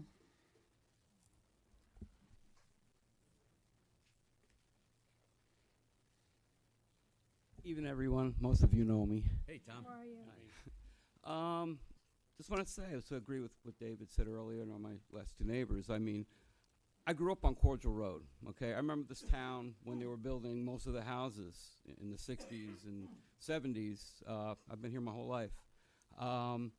Also, it's definitely a safety issue. The road, I mean, if you stand where the proposed road is going to go, the 2 neighbors on either side, it's like a path. It's going to be, in my opinion, I'm not an expert either, it's going to be way too close. And like I said, the road is narrow. We have a lot of children. And the traffic now on our road is too much. People go way too fast. There's no parking ordinance on Cordial Road. People park on the road. And like Tom said, you know, school buses and all the other traffic, you got to stop because you're not fitting 2 cars side by side very safely on that road.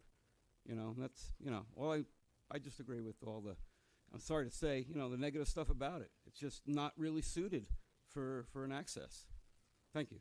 Thank you. Thanks. Thank you, Tom.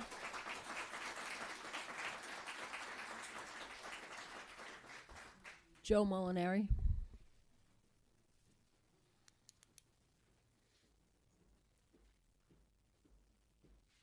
Hey, Joe Joe. Molinari, 3233 Gomer. I live directly across the street from the current driveway that's there. Okay. First question I have is, has an environmental impact assessment been performed? An an SEQR. That for Yeah. What- Environmental impact statement, there is Yeah. an environmental assessment form. Okay. So the form has been done. EAF. Okay. So will we see the results of that? Yes, it's in the review process is ongoing. Okay. It's ongoing right now as we speak. Okay. Next question is, has the land adjacent to the two-car garage been tested for contaminants such as gasoline and oil? All right, we're gonna write all these down and answer them afterwards. All right, we're not gonna have Okay. any back Yeah, and that's- forth. that- I can, We got a lot of people I can give here you that what I wanna have speak. here, and they're Well, all Joe, written but that's down. typically how it works. So Yeah, this okay. way, you know, so it's No, nothing it's against fine. you. All right. The reason I asked that question is I've been there for 30 years. I know the previous residents. They were there from the mid-40s. They stored snow blowers, lawn mowers, any type of power equipment on this property. And over the years, these machines rusted out. Gasoline, oil seeped into the soil there. There was no question that that happened over the years. So I'm just wondering if it's been tested for the contaminants at this point, even before the application goes forward, because if it's contaminated, why bother continuing the process? You know, and based on the picture that was shown earlier, if they could go back to it, you could see the picture, which I have the current satellite image, okay? And I could bring this up to you. Thank you. This is the two-car garage right there. This soil has been. Yeah, you're gonna have to talk in the mics, otherwise you can't hear you on TV. Okay. The You're a star now. the two-car garage that's here, this is where all the equipment was stored, okay? This land has now been disturbed. You can see it from the satellite. And you can compare it to the picture that is in the previous slide there, which had grass. So somebody has, between the That's it. time the property was bought and today, disturbed this soil. I'm Well, not when's this accusing image- anybody, but somebody seems to have known that this land was contaminated. And you could ask him to move the slide back and you could see the grass. Okay. Thank you, Ms. Warner. Thank you. Thank you. Also, the warehouse building or the old chicken coop as well. You know, this was farm status back in the 40s and 50s. There was pesticides that have been banned from the 50s and 60s. This warehouse easily has numerous contaminants that have been in there, and this all needs to pass DEC inspection before anything moves forward on this property. My concern is from Gomer Street. Their concern is all from Cordial, but we're all together in this. You know, the access road on Gomer, it's going to go directly into my driveway. Somebody skids down, the access road currently right now will end up in my driveway. So I don't know where they're planning on putting this exact access road, but driveway to driveway, as they said, you know, 3 to 4 cars per home on average, you know, 6 up front, 7 up front, you're looking at minimum 28 cars. Chances for accidents, sliding down during the winter. Dave, I know you salt a lot, but, you know, it's, the road, it's a hill as it is, you know, and there's chances for, you know, cars sliding out of the driveway, skidding onto Gomer with the traffic that's already there. You know, adding more traffic to a street that's already overcrowded all day long is not an option either. You know, I totally agree with the Cordial, you know, comments. The road back there is way too small, but to add more traffic to a road that's already overpopulated, you know, is definitely not an option. Okay, and then looking at the plan for the 4 houses in the back on the front, okay, the water's gonna go to the back. What about the 3 houses that are facing Gomer? Where's that gonna go? In my front yard? My neighbor's front yard? They didn't say anything about mitigating the water in the front part of the property, only in the 4 houses in the back that they're gonna send down to the wetlands. What about the 3 in the front? Where's that water gonna go? These are all questions that need to be answered before this moves forward. You know, the current sewer system, current water system, is it gonna be able to handle the increased population? I don't know. Somebody needs to find out before this actually moves forward. So these are a lot of questions that I think need to be answered before, you know, this continues.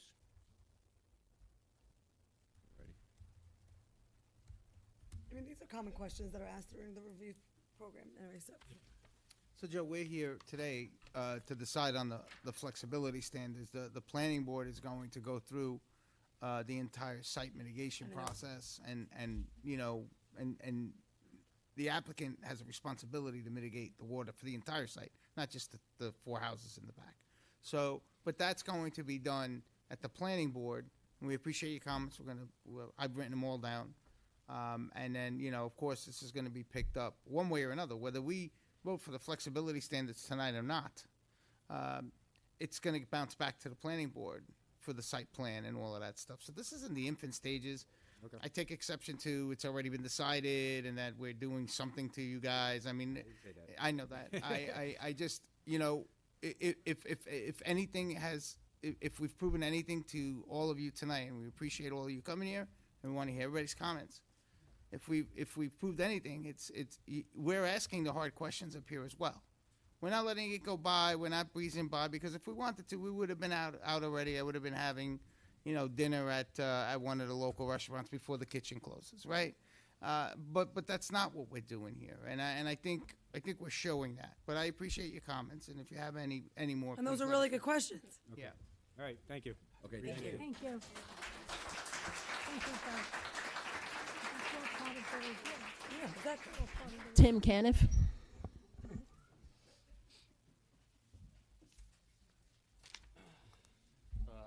Tim Caniff, obviously you just heard. First, I want to say, Dave, thank you very much.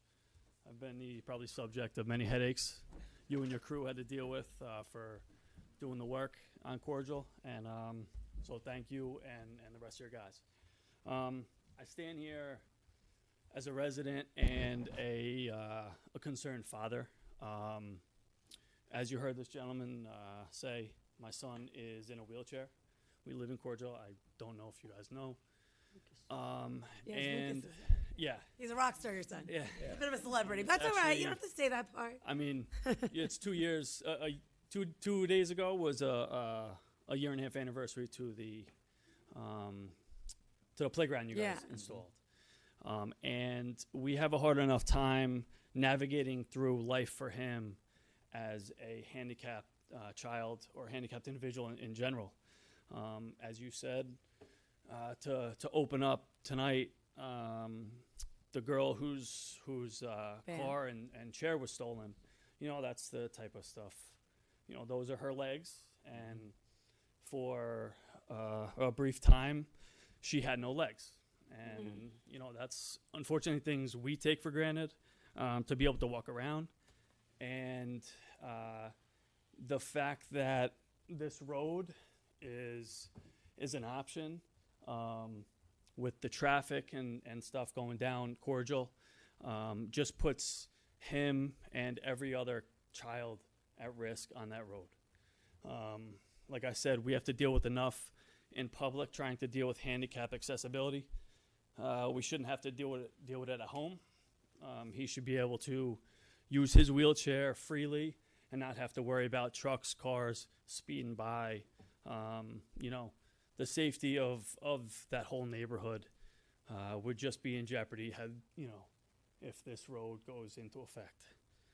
You guys have the power with this flexibility to approve it or disapprove it. And while I understand if you approve it, that doesn't mean that it's set in stone.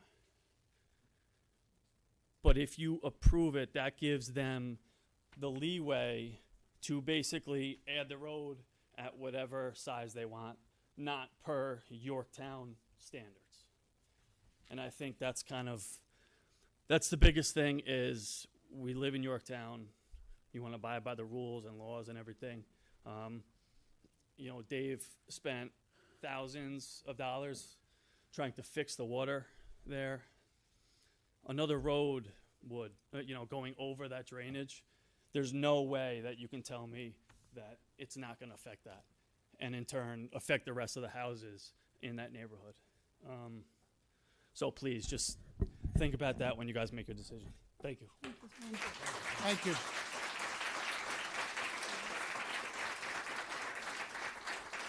Susan Siegel.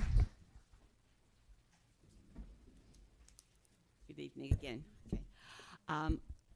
I don't have any comments about the flexibility issue, but I do want to thank the town board for changing its plan to authorize the use of flexibility by resolution instead of acknowledging that as per town code, it needed to hold a public hearing before authorizing flexibility. If the town board had proceeded to authorize flexibility by resolution, as it said it was going to do on May 23rd, the public would not have had this opportunity tonight to share its concerns with you, okay? Your May 23rd meeting was a work session, and remember the public was not permitted to address the board at work sessions. You only heard from the developer, okay? I think the confusion over whether the use of flexibility requires a public hearing or a simple resolution appears to stem from two conflicting sections of the zoning code, okay, that you may want to look at.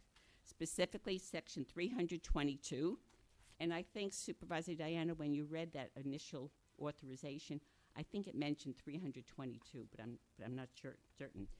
300-22 is called flexibility, but there's also Article 25, which has multiple sections, which is called clustering and flexibility standards. Section 22 requires authorization by resolution, but 25 requires the public hearing, which is why we're here tonight. I also want to bring to your attention, this is interesting, when I went and read 322, which was adopted in 1994, that allows buildings of up to 6 stories. Okay, I'm not familiar with the history of what led up to the adoption of that zoning provision, but I wonder if your current board likes the idea of 6-story buildings in Yorktown. Okay, so you may want to take a look at 322. One, to correct the issue about this confusion about when with flexibility, when you need or don't need a public hearing, but also if you might want to just look at the 6-story building. So, okay, thank you. We'll save you a penthouse, just in case. I don't think we have any 6-story. We don't have any. Who got signed up? Is that it for sign up? Yes. Is there anyone else that would like to speak on this public hearing? Please come forward and state your name and address, please.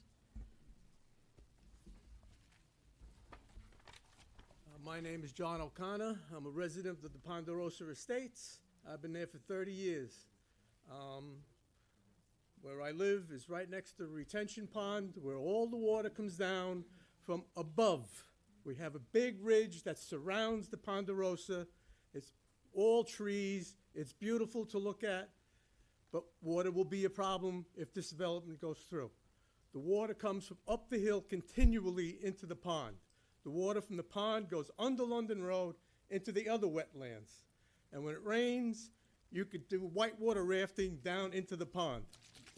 So all this water has to go somewhere, and if the wetlands are disturbed in any way, shape, or form, there's going to be a water mess in everybody's yard, on Lily Court, on Adela Court, and all the way around into London Road. I don't even know if your system can handle all that water. So just on the water end, there is a problem that really needs to be addressed. Water's scary. So there's other people that want to speak, but that's what I have to say. Thank you. Thank you, Mr. Frank. No more on the list?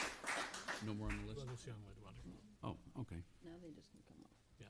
Just so you know, so one ref right after the other if you'd like to come up. We got nobody else on the list, so we're not going to call you. I'm Julia Grossberg. I live at 10 Adela Court. I've been there 15 years. And the plan for these 13 homes on half-acre lots, the deforestation that is going to take place in each of those lots, leaving just a small amount of forest in each area left, is going to create more wetlands. It's going to increase the wetlands that you have because those hundreds and hundreds of trees that are planned to be torn down are no longer going to be able to absorb water. You know, it's very bad. And not to mention the whole ecosystem that lives there now. which is very beautiful. I'm wondering if the Department of Environmental Analysis has been called in, and other conservation groups have been called in to analyze the effects. Okay, thank you. Thank you, Julia. Thank you. Okay.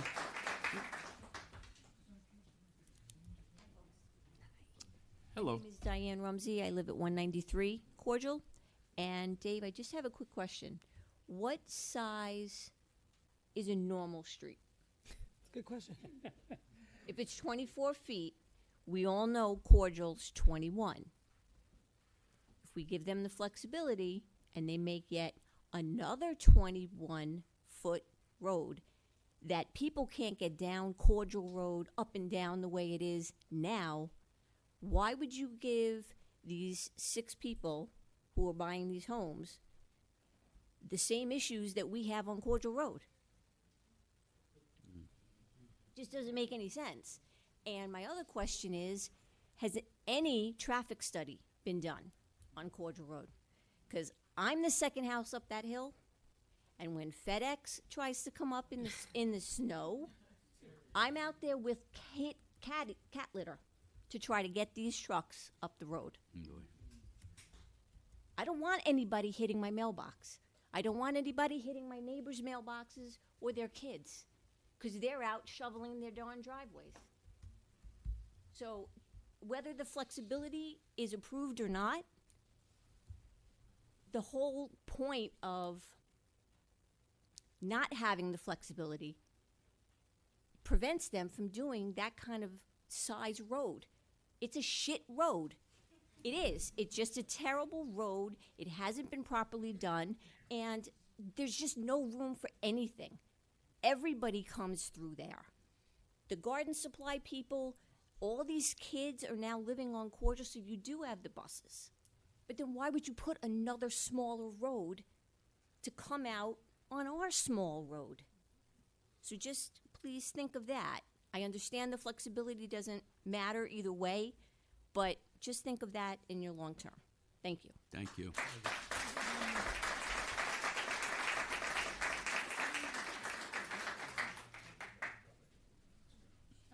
Hello. It's been a long day. Hi, I'm Nicole Sand. I live at 321 Cordial. And I know it's not up now, but I'm that, the first section, so I know we're all upset and we don't want, my kids are 2 of the kids who are out on Cordial, along with Tim's kids and Joe's kids. My house sits at 321, which is right at the bottom where Ravens Crest meets my house right there. So I wish I had that up so I could show you. Joe, can you put them? My backyard, it's an acre and a quarter. So my backyard, I have a lot of space in the back. It goes right up to the wetlands. It's underwater. That is a mushy marsh pit as it is. The gentleman's house who's on Gomer Street, who has a beautiful home, I can't think of his name right now. His property sits above mine, and this gentleman made a comment saying that the new development of the first houses off of Gomer. Can you put the mic more close to you? I'm sorry. That's okay. The first houses that are off of Gomer are not higher than Cordial. They are, because when I'm in my backyard, I'm looking up at that home building there, that chicken coop that it was, and the other house. So I'm looking up, and I already get runoff from the neighbor who's next to him into my yard, which we had to redo the drains there. And my backyard, literally, I have flag football there, but I can only do it pretty much in August if it's dry, and our kids have all been in my yard playing. It's a mud fest. So it's wet. They at all probably times. like that, though. Huh? They probably like They that. do like it. They do like it. But my concern is those first 6 houses that are going to be built, they're going to be higher. Now it's going to be 6 buildings higher than my home, the home next to me, on either side of me, and down the road. Now these people in the middle of the street have a horror show from the water coming in the front of their homes into it. I have it from the back. So now if I have 6 houses who are sitting on top of me, above me, what's going to happen to all of their runoff? Where's it going? How is that going to be addressed? How is that going to be taken care of? Especially since now they're going to be right up against the wetland area there. Just, I'm sorry, for my notes, you're at Ravencrest and Cordial? I'm on Cordial Road. Can I just show you? Does anybody have I have the map right here. Oh, can I show you? This Sure. is my home right here. I just want to see so I could do a site visit. So here's Ravencrest, That's here's my Cordial. home right here. Oh, so you're, Yeah, so I'm right Okay. here. So when I'm looking at the property here, Gotcha. I'm looking up. So when I'm standing in my backyard, I'm looking this way and up. And there's two houses there. They're both, I get the runoff from the gentleman's house next to me, which we oh, had yeah. upgraded. Actually, I'll ask you to go back to the mic, only because he's going to yell at me. But that's really all I wanted to say is like 6 additional houses, you know, with runoff coming to the backyard of all of ours. You know, that's going to, you know, be a problem as well. And how are we going to handle that in addition to, you know, our kids' safety of being out on the street? Because our kids are playing, and it's not stickball, but up here it's lacrosse. So our kids are all in the streets playing lacrosse, you know, or basketball, and running back and forth to each other's homes. So I'm a little concerned about that. Thank you. Thank you. Thank you.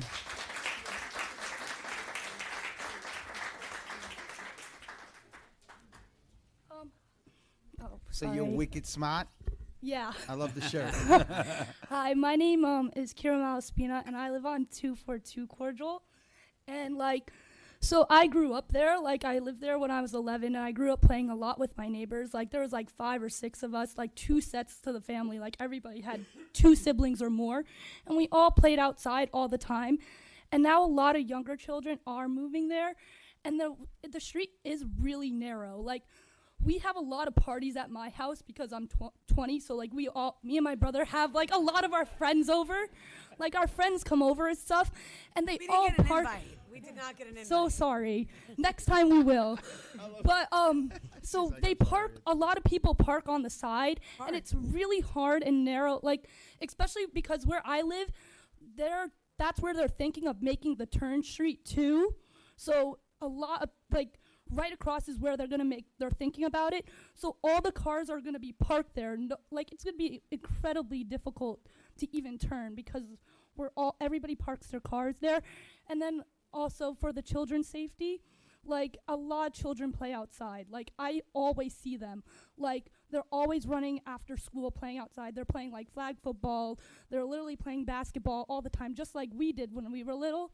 And I don't want to take that away from them if you build that, because I want them to have that same like funness and like just playing outside, being able to be a kid like I did. And I think that's very unfair to take away from a child. And then secondly, there's a lot of animals that you're going to destroy their homes. Like I see deer everywhere. We have coyotes. Like there's so much wildlife everywhere. And if you tear down like that ecosystem, that is very detrimental because a lot of times when you like take away like an ecosystem, it causes even more problems. I don't know what they're going to be, but there will be problems. And then thirdly, like a lot of snow, it snows a lot because we live in New York, obviously. Where's the runoff of that snow when it melts going to go? It's all going to go back down if it's going to all be built above our houses. All the snow is going to melt and then run off down to our street and into our yards, and it's going to cause flooding.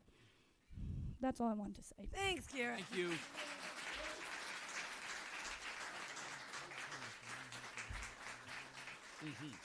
Is Kira's parents in the Kira, are your parents in the audience?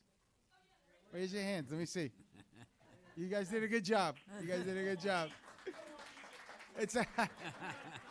It's no small task, but very good public speaking. I'm sorry. Go ahead. Grace Siciliano, resident of Gomer Street. I'm not sure that I should make the suggestion to you fellas and ladies. It might be more of a planning board suggestion, but I'd like to state it tonight. How about we approach the developer and say, put your 7 houses fronting on Gomer Street, and where you want to put the 6, make it into open space for the residents that do live on your site for those 7 homes. That would solve the issue of exiting on Cordial. It would protect the environment.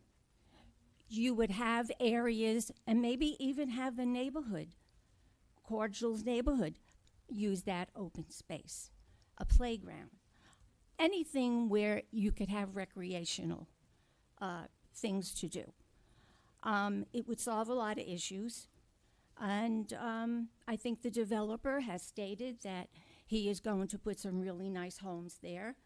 He can do very well if he does that because he'll make more money. And then the other issue is Gomer Street. That parcel of land is much higher because it's on the east side. All of the runoff goes on Gomer Street to the west. And I know this to be true because my house is on the east side and it's higher than my neighbors who are on the west. And all of my runoff goes in their backyard. So much so that the resident facing me had to build a stone wall to divert that water so it wouldn't go on their parcel of land. Plus, there's a stream that runs behind the houses on the west side of Gomer Street. I don't know how long it is, but all of my neighbors across the street from me going down Gomer Street all have issues because of that stream. So it's a suggestion. I will make it before the planning board as well, but I think it's a good one. You're solving a problem, you're having open space, and the gentleman's getting his houses. Thank you. Thank I you. appreciate that. Thank you.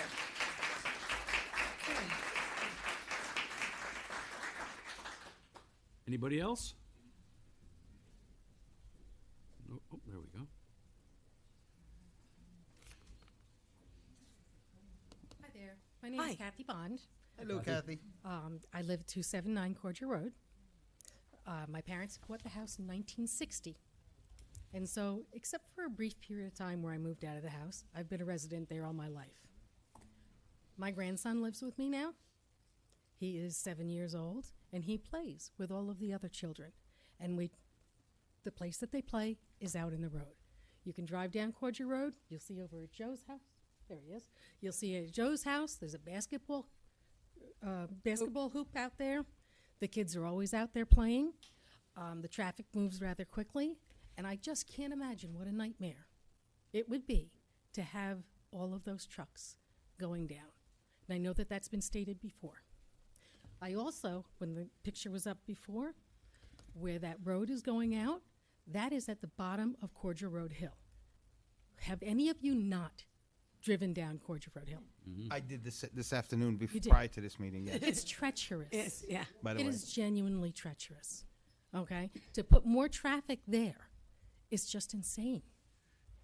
And the other thing, Kira, I was happy to hear, I guess she left. Kira, I was happy to hear actually address this. One of the things that I dearly love to do is I sit in the back on my deck, which I got my wetlands permit for, by the way, because even though my house is, I border, you know, but we had to make sure that it was safe for me to put 6 posts in the ground, 50 feet away from the 100 feet variance. You know, we had to go through that. So at that point, that was actually a problem with the wetlands. It was absolutely acknowledged that that was a problem with the wetlands because I had to go through the permit and go through the study. Okay? The next thing that I wanted to bring up, which is the point that Kira had brought up, is one of the things I love to do is I sit there and I watch those animals. Okay? That piece of property has been there all my life. It's been undeveloped all my life. We have deer. We have coyote. We have raccoon. We have skunk, unfortunately. We have groundhogs. We have squirrels, chipmunks, you name it, we have it.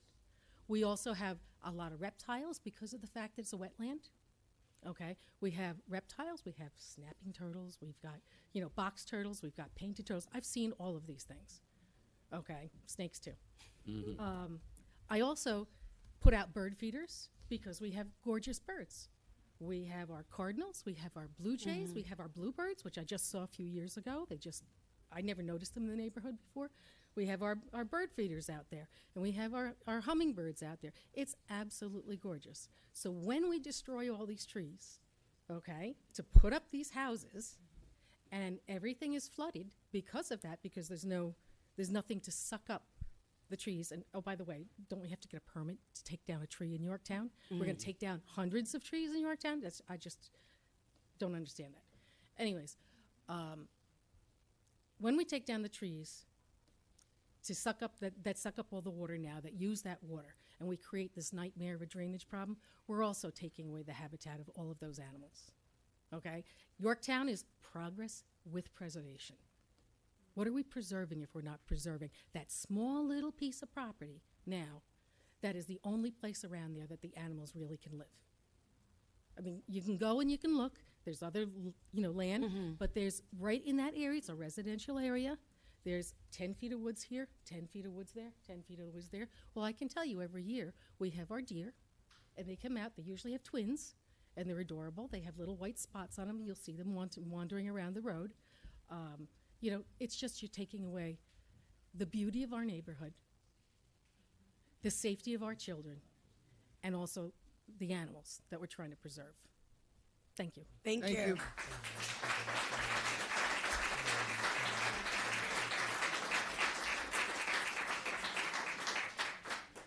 Okay, folks, anybody else? All right. Hi, I'm Lorraine Burnett, and I live at 3240 Kip Court. So we're there for 45 years. So we were there before Ponderosa was even anywhere, anything. I have found if they try to, I agree with the Cordial Road, definitely. I've been there, it's, okay, serious bad. If you try to break through Caragosian Road, that's between Kip Court and the Ponderosa Estate, you're going to have to go through the wetlands.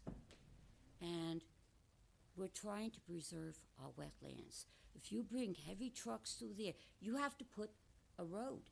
And the road is going to have to be able to handle the tractor trailers and what they need to do.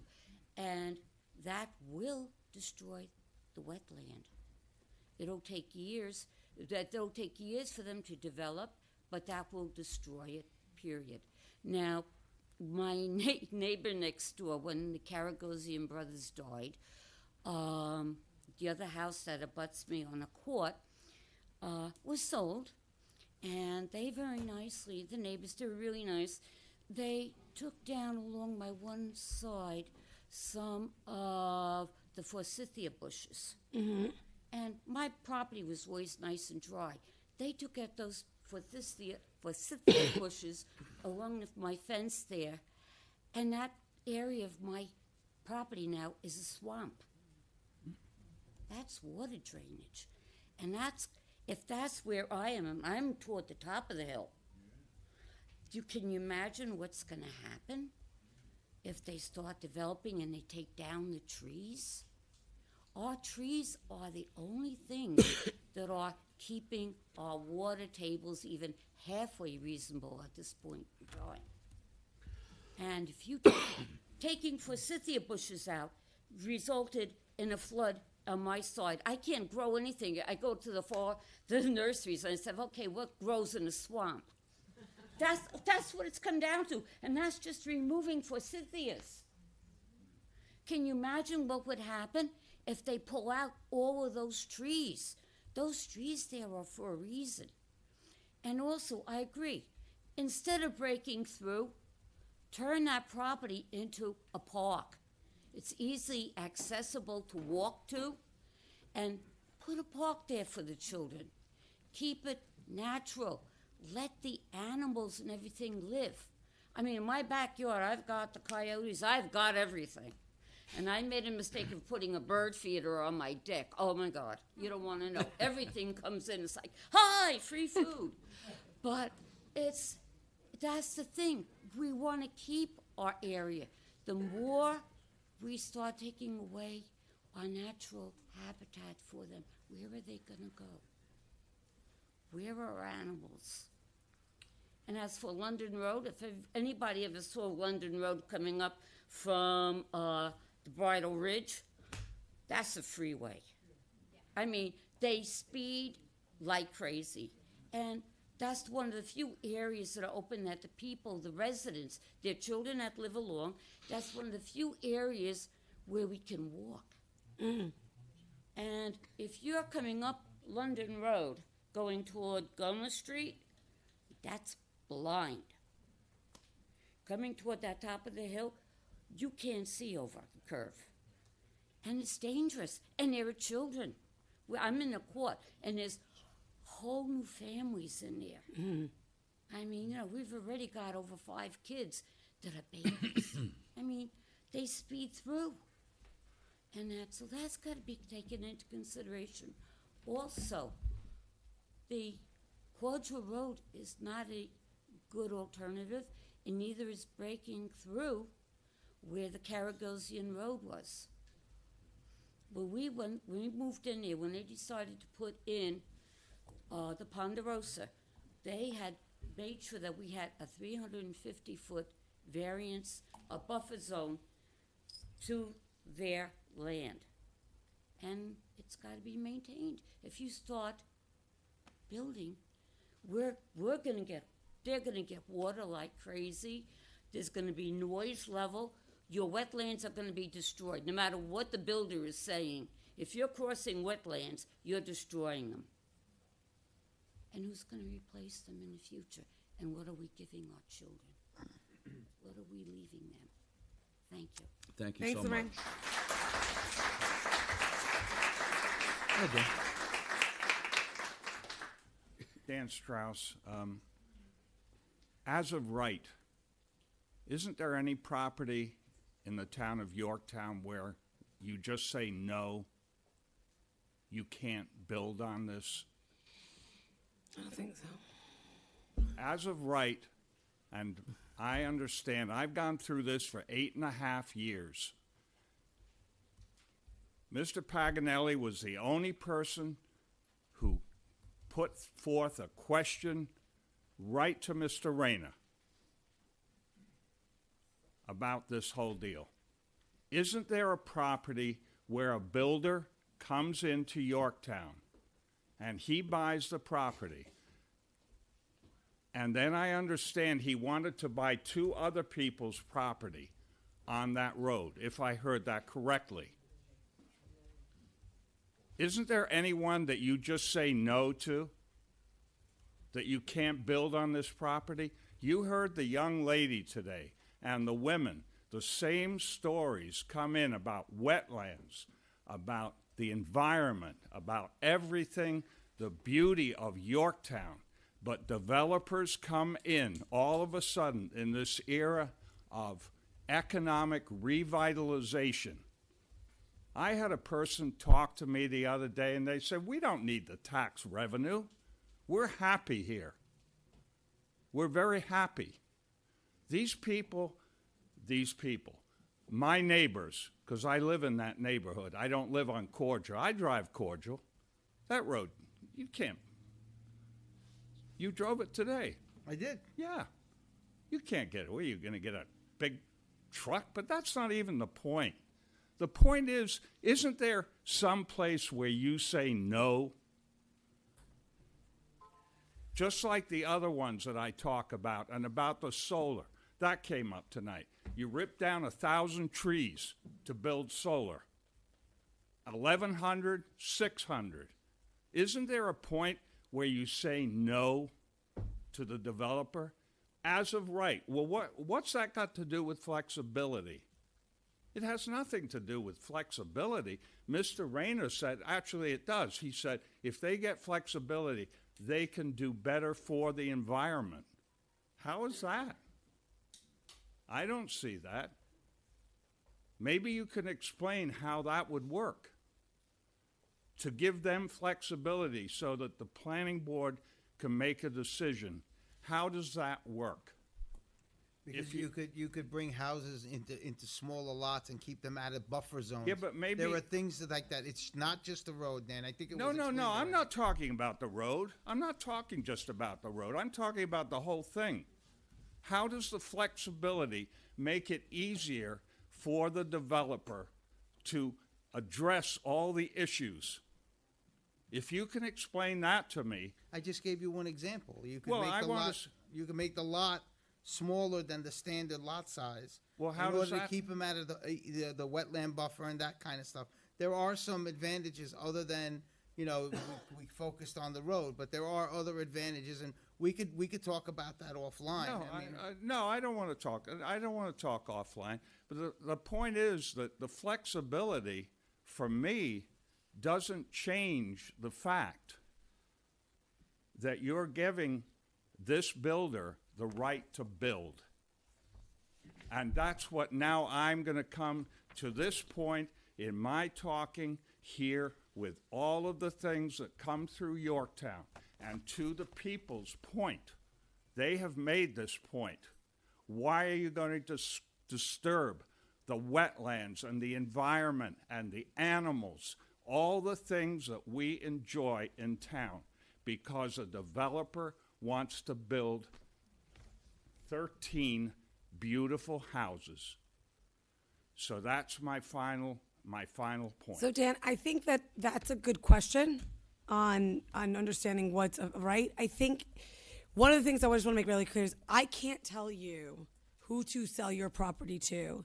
And if you sell it to a developer who wants to build another residential house, I can't tell them to I can maybe tell them how many stories, but I can't tell them to do that. I understand that. And I hear what you're saying, and I just want to just make it clear, like, my curiosity here too is if they're going to use flexibility to prevent the houses sitting on the wetlands to preserve the wetlands, that's one thing. If they're going to use the flexibility to agree that 21 feet versus 24 feet makes it okay, that's another conversation for me. So I think we just have to kind of go through what they're using the flexibility for to understand. But as far as can we say no, I have to say I don't think we can. Well, I'm asking.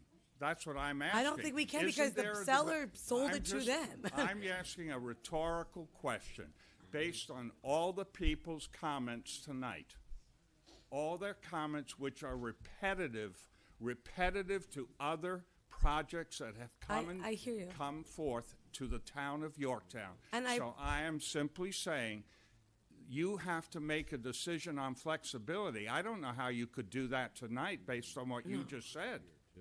Yes, I understand that too. But Okay, just out of but curiosity, I would if you're like to asking know, me, is there no project that can be said as of right that you can just say, we cannot do this? We'll have the attorney address that afterwards. Okay, very good. Thank you very much. I appreciate it. Yes. Thank you. Gotta be vetted, gotta be clear. I just have a question. As of right, does not give a builder the right to build in a wetland. Is that correct? That is correct. So you cannot build in a wetland. So if you don't give flexibility, then he might not be able to build 13 houses. That's not true. And you should know the law allows for you to go to the Zoning Board of Appeals and request a zoning variance to build in a wetland. Whether that's approved or not is a whole different story. No, I didn't know that you could build in the wetlands. Absolutely. You could get a wetlands variance, especially for the buffer. It's a lot easier than the actual wetlands. But if you look at some of the buildings that were built prior to my time on the board around Lake Osceola in that area, they are in the wetlands. So Yeah, you but can get, they didn't have the wetlands ordinance when they were built around Lake Osceola. Oh, they had no. They 1970 no, something was the wetlands. The Claremont building in particular. I'm thinking of, and that was after because I know I dealt with wetlands permit. Okay. But that you the law, and I think this all wraps up into as of right. When you buy property, you do have rights. Under codes of all the towns and and states. wasn't this property a farm? It was, but it was also able to be zoned for R2. half a R120? Yeah, half R120. acre zonage. So it really is. It really goes to the fact that you are allowed to apply, whether and that's a thing you could deny or not for a variance in the zoning. Yeah, but you if have to show if a hardship. If you want to, or you could have the town saying that we don't want you to impede at all, is what's happening with planning. But bottom line is, once you buy that property, if it's a building lot, and Adam, you can correct me if I'm wrong, you really can't say you can't do anything with it. You can't sterilize the property. I know that, but you can limit the number of houses once you take out the wetlands and the buffers. If they move the housing around though to fit, and I think that's one of the issues here. Okay. So. Okay, anybody else for? Come on up. Come on up. No, You have to come up and introduce You get yourself. yelled at. and- It's yeah, a we'll thing. get yelled at. You got to be in the mic. I'm from Ponderosa. We met you. Didn't we meet you when we were out there walking? Yeah, that's right. I met you at Tom. I met. Yeah. Yeah. How are you? All right, to everyone here. Just, am I right or wrong? It's just really a basic question, and you can give me a brief answer. Was there ever a proposal a while back? I was made to understand there was a proposal a while back to develop this property, and it was denied. Is that correct? Or am I was I misinformed? Not that I'm aware of, but we could ask planning afterwards. Yeah. We'll put that on the question. We're gonna have planning and Oh. Mr. Arena come back up All right, because after I was everybody's just done. curious if that were the case. You know, what's changed since then? But Probably okay. the project, And but sir, we'll I'm see. sorry. What's, Yeah. what's your name for the record? Peter Italiano, Peter Italiano. Jewish fellow. There you go. Shalom, my friend. All right. All right. Anybody else? Going once? Going twice?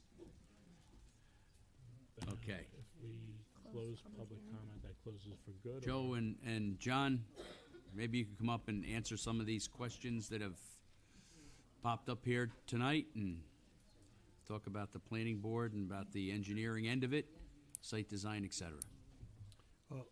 I'll start with this. I'll start with that. This is one of 4 public hearings on this project. Okay. After this, we have the PIH, then preliminary subdivision, then final subdivision.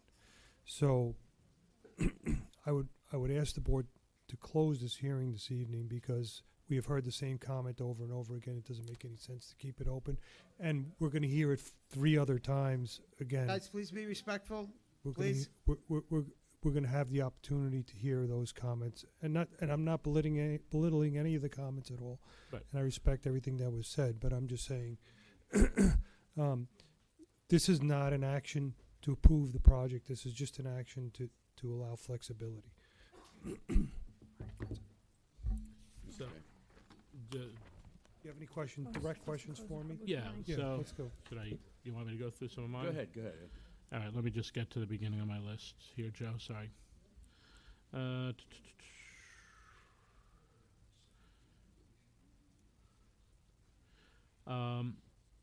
Joe, I know there have been some projects. I think I remember one on Allen Avenue where we've limited the times that any construction traffic could come through. That's not an unusual thing to limit times. We've also had, on the particular project that you're talking about, whenever there was deliveries of a certain size vehicle, flagmen were required, and also the police department was alerted that delivery was being done. So it wasn't. It was a controlled. It was a controlled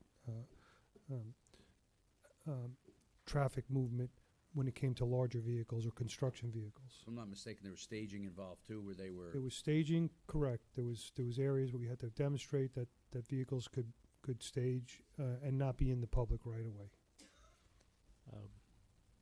Has there been any traffic study done at all? Not at this stage. We're not even that far into the not even process close. at this Okay. point. Yeah. I assume though that any traffic study, John, would be done through planning and our consultant. Yes. Okay. Thank you. And you know there was quite a bit of talk of flooding. I'm sure that that your client has had a wetlands inspector out.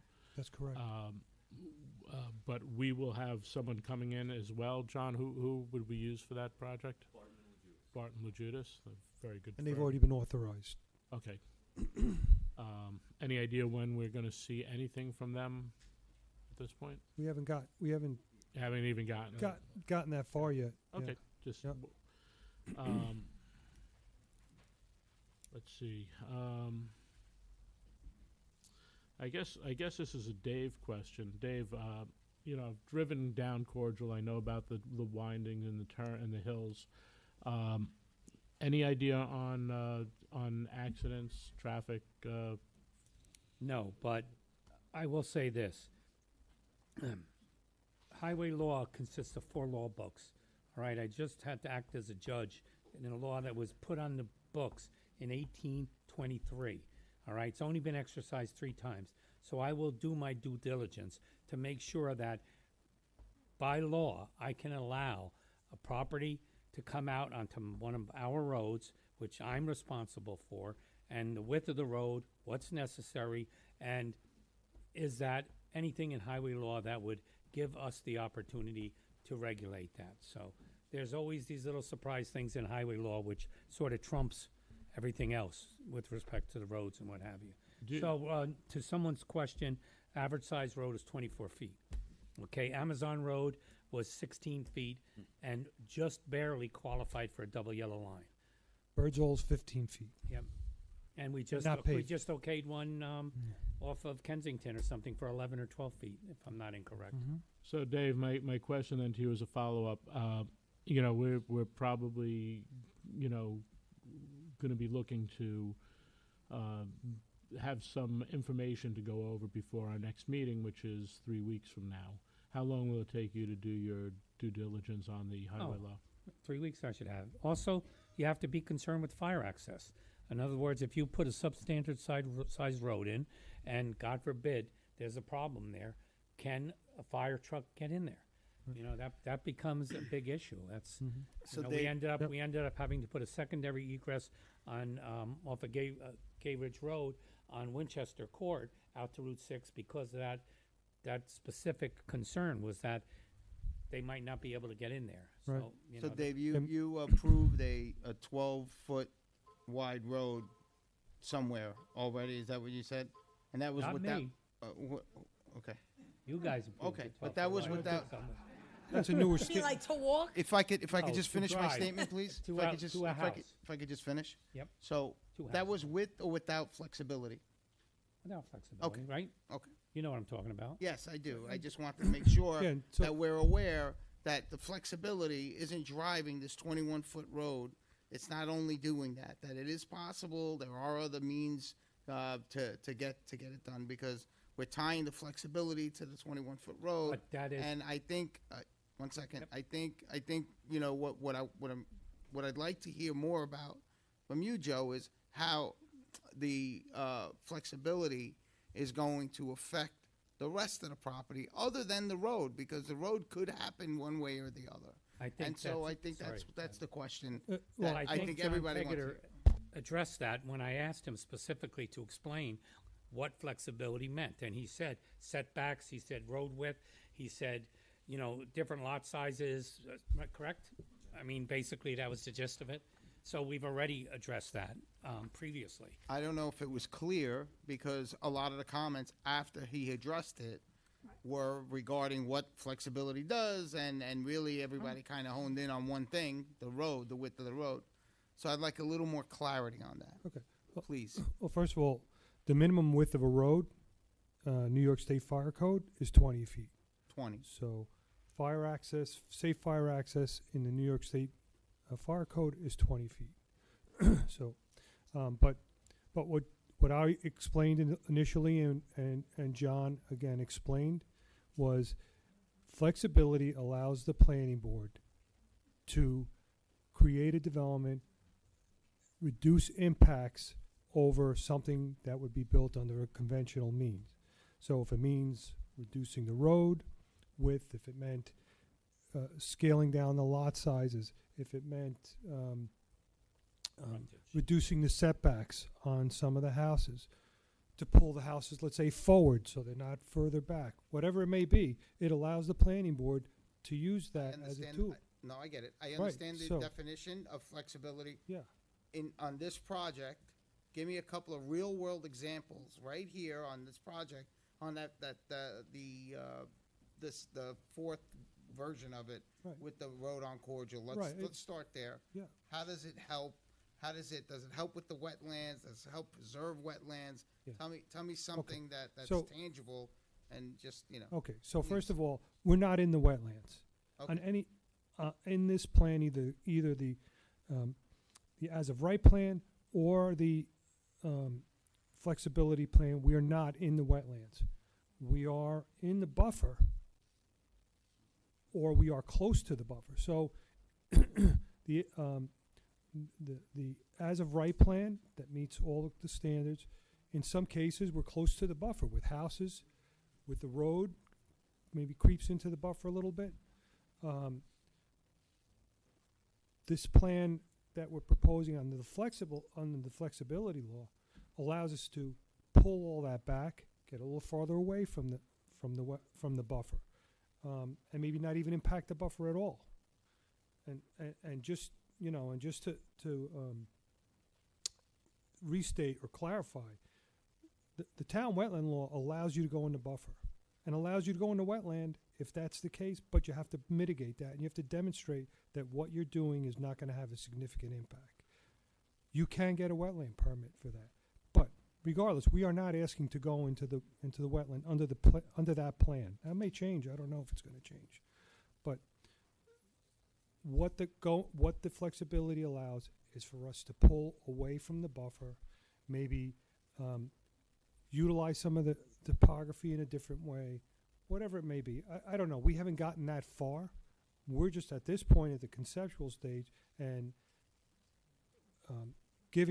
looking to give the planning board the opportunity to allow us or to be a little more creative on how we lay everything out. And the whole point is to reduce impacts. That's it. Joe, it's going to be a little bit of a layer cake of a question. Yeah. Why did the builder need to buy property from the neighbors that he was going to put the road through? Right. So, yeah, sure, I'll explain that. Okay. So the width at Cordial Road is 40 feet, right? Mm-hmm. And town road standard, town right-of-way standards ask for 50 feet. And there was a question of whether or not that is a requirement or as a set standard, or can we go down to 40 feet? The planning board attorney did his due diligence. He looked into the state code and the local code, and he said, no, we're not. We can come in with a 40-foot width. So originally we thought we had to come in with 50, but he said, no, 40 is okay, and that's how that just died off. Then that wasn't any At a pinch point, right. One line that is 40 feet. Right. Just where there's a corner. Just where there's a corner. What's the rest of it? Okay. Yeah. Yeah. So there's a pinch point at 40, but but the rest of it is 50. The pinch Correct. point is how long? 2 feet, 10 feet? It's How just long? a pinch point. It's literally just. Yeah. So, Joe, when you say at the apex, I'm sorry, at the apex of the triangle, it's 40 feet, and then it diminishes. Maybe it's 10 feet wide, something like that. Oh, so that's up like as you get in Diana, to the could property. Could you bring that up again? Passing the property, that's where you have that pinch point. Okay. So my question, Joe, is, well, if you could strengthen your definition of the setback, the road, the whole thing. So it would be a 50-foot setback normally, 40-foot setback from the road edge to the house. What is your? So under the R120 standard, the setback from the front property line at the road frontage, Yes. is 40 feet. The rear yard is 40 feet, and then you have 15 on one side required and 25 on the other side, for a total of 40 feet. That's what this R120 calls for. Flexibility allows the planning board to vary that. For example, if we wanted to, create a little more buffer in the rear of the lots and pull the homes forward, they have the ability to do that. Okay, but it still comes up to a net sum of 40 feet? It doesn't have to 50? be a nut sum of anything. Okay. It could, Yes. Yes. Thank you, John. Let's imagine the 3 lots along the road. Yep. They have to be 100 feet wide by the code. Right. Under flexibility, They can be for argument's sake, you can make them 60. Right? That's 3 times 40. That's 120 feet less length. That translates to less length of road. It translates to less amount of stormwater you have to treat and capture. It translates to less disturbance of the land, less trees that need to be removed, less wetland buffer disturbance, et cetera, et cetera. That's just one example of what you can do with that. Great, thank you. That's what I've been looking for all night. thank you, John. Now, Thank you. Sorry. Can we also, let's just say we want to use one access point, Yeah. all right? We want to come off of Gomer. Yeah. Can we, that driveway doesn't have to be there per se if we use flexibility. It could be moved so it doesn't, it's not directly across from the gentleman who got up earlier. Mr. Molinari. Mr. Molinari's driveway. So let's say we can't at one, what would that be, north or south? And can we go through the wetland with one road coming in, and then we mitigate that wetland somewhere else? Is that? Of course, it would not be far from the first time that's been done for a project in this town. And yes, it can be done, and it could be mitigated. But again, that's not my call. It's after the planning board reviews it, after the town's environmental consultant reviews it, if they feel that the impact is properly mitigated, then it could be done that way. We could go across that way. Yeah. Yeah, because even if we use that one road that comes in off of London, Right. That still would have to go on to wetland at that point. Correct. For a certain amount Correct. of footage. I don't know what that Correct. footage would be. I know when we walked that in there that it was fairly dense with a rock wall and Right. hydric soil, et cetera. Okay, all right. Because that would eliminate having to go through in between the two houses. What's the distance between where the road's coming through and the two houses, so to speak, on either side of where the road may go through, the proposed? Yeah, I couldn't tell you Okay, offhand, but okay. but I would say the house to the south, Mhm. if the road right away is 50 feet, that looks like it's about 100 feet. I can't see the other house. There you go. That's about the same. Looks like it's about 100 feet from the road. Okay, all right. All right, anybody got anything else? I mean, look, Cordial Road is a narrow road. I understand the concern about the construction vehicles, but that would only be temporary. Temporary meaning a year, it's a long time. But you're saying that it's been done in the past, we could have law enforcement there, flagmen to kind of mitigate that. That once that goes away, then that goes away. But that's right. The concern then is still the other traffic that will be there from the new homes on the back end. Right. And the supervisor is suggesting possibly giving us the one entrance, right? Yeah. Giving us the one entrance, shifting it so it's not in front of Mr. Molinari's driveway. Did I pronounce your name right? 'Cause it's Italians, man. We know Italian. So anyway, so you shift it, and then you would have an ingress and an egress there, and it would transgress the wetland in the middle to get to the back end of the property. Right. Well, And with the flexibility, we could have less disturbance because we can make the lot smaller, giving us mitigating another concern.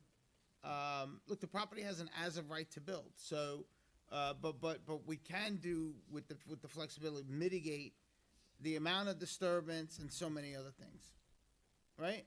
I think that's the summary for me. And I'd like to do a deeper dive to see if we can just remove the Cordial Road.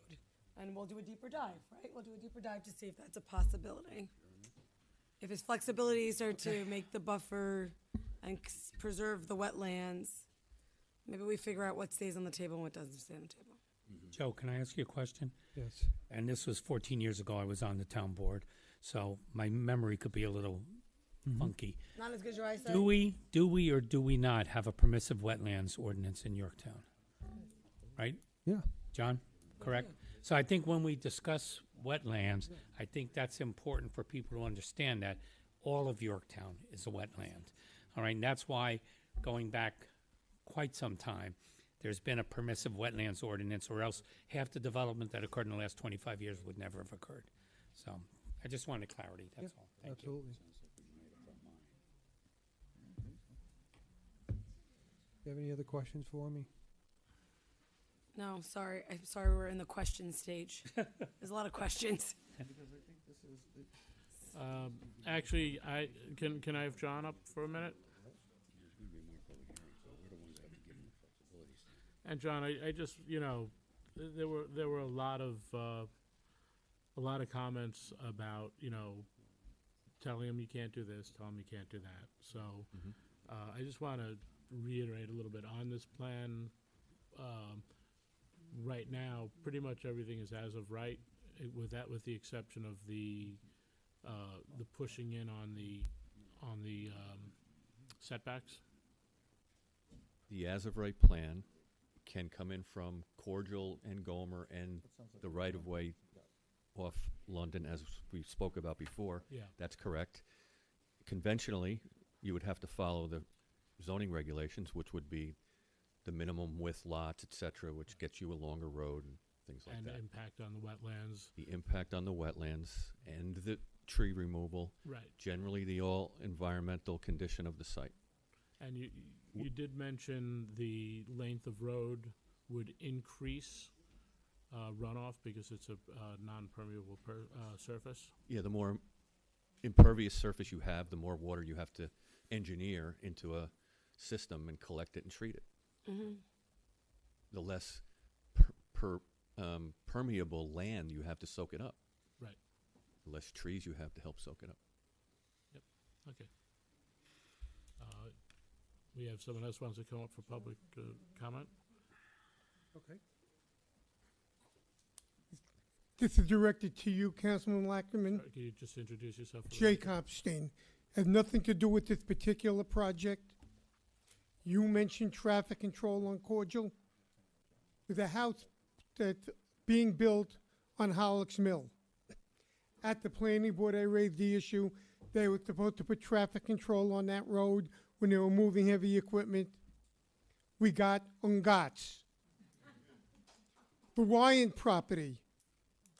The developer closed Hamlin without permission and road cut that road without permission. I had to call the highway superintendent to go out there to have the road reopened and have the cut filled out. So saying we'd love to have traffic control is one thing. Getting it done is something else. And history has shown that it's not done. Thank you. Thank you, Mr. Kopstein. Okay. Anything else? Anything else? Anybody else got anything? I just got one last thing. I know. Going back You to want to sit here? going back to the road, right? Yeah. The road on the exit road on Cordial. Yeah. That road will be 20. That road would be right now 21 feet. I don't know what it could be. It could be as narrow as 20 feet, or it could be 24 feet, which is the usual minimum road width for a new road in a subdivision. The But usual minimum. Hold on, let's focus on that. But that's the requirement. 24 feet is the requirement. But under the flexibility, and we've done this on other projects in town where we've applied the flexibility, we've narrowed the road because it reduces the amount of runoff. When you have a small population of homes, it can easily service that population of homes. So it could be Wait, narrow. excuse me, Joe. It's 21. It's recommended to be at 24 with the I flexibility. don't know where the 21 is Cordial. Right. We haven't set this plan shows a 24-foot road. Right. It could, but we could bring it down to 20 feet if we want to. Is what I don't. Just hold on a second. I'm not sure what so where you're going. Right now hold on a second. Right now, the road that's exiting onto Cordial, Yeah, on this plan, yeah. the way it shows it is 24 feet. That's what the town standard is. That's what the town. Hold on a second, Lou. That's what the town standard is. Yes. And that's with the flexibility kind of No. engineered into it. No. That's what the town standard is. So the If flexibility will allow us to reduce the permeable. that's okay. correct. If yeah. So, John, the drawing shows it at 24. That's correct. What is it in real life? What do you mean? What is this? This drawing shows Dave, the. help me out here. No, That hasn't been determined yet because all you're determining now is do you want to grant a flexibility standard which would allow for the road to be a different size? Correct. Then the advantage to that would be my personal feeling is I'm encouraged by the fact that the discussion is revolving around the possibility of accessing via Gomer Street and then going, based on the permissive wetlands ordinance, going through the wetlands, as Joe said, we've done numerous times in Yorktown. And I get it, John. You're an environmentalist. I'm fully aware of that. It's not just that, David. It's also things that you had mentioned before. But fire safety as well. But I have to live with it. See, in other words, you I put understand that traffic out on. I'm not arguing and I'm with not you. saying they're my roads, but since I'm responsible, they're my roads. I'm not All right. arguing If you're with you. putting that traffic out onto my roads, and there's an accident, and a kid gets hit, everybody else is going to go like this. Remember, No problem. All I'm telling you, Dave, is that all of the aspects, pros and cons, need to be looked at of anything that we do. One is, as you mentioned before, pertaining to roads, is fire safety, for instance. Correct. You mentioned Winchester Court. Yes. That was originally proposed, that spur road, to be open. It got closed, but because of the town board, did not listen to the neighbors about cut-through. But as you understand, you need to have access to that for fire safety. The reason is because Winchester, being built in the manner that it was off Gay Ridge, became one of the longest roads in Yorktown, which is not recommended in any regard. I think in our regulation, there's a limit to 1,500 feet. And so if you come off Gomer, now we have to look at that as well for the safety of those residents too. So it's solving one problem and opening up others always is what Always we is the grapple case, with. So yes. I'm not arguing with you. No, and I'm not. But I'm not advocating arguing. in one way or the other always opens up other things that Right. become difficulties. So, All right. so that's what my point. So let me ask you this: cut and dry. You're the head of the planning department. Do you want the board to pass this flexibility? Of course, flexibility is a positive thing. It will Right. help the environment. It will help the stormwater. It will help a lot of the issues that we heard from the neighbors here tonight. And for to that point exactly, Yes. by approving this, if Mm-hmm. the board was so inclined to approve this, all right, this in no way has anything to do with accessing either of Cordial, off of London. None of that comes into play with respect to this flexibility. Right. It locks Correct. you. It locks you into nothing. It unlocks you from the rigid requirements in the zoning code. However, it tells So- me that I can make Cordial smaller. The road could go from 24 to 20. It could, but there would need to be a good reason for that. The biggest benefit here in terms of the road would be reducing its length. Not the width. Not necessarily the width. Okay, if you're in the buffer, let's say, maybe it would be better to have 21 feet as opposed to 24, possibly.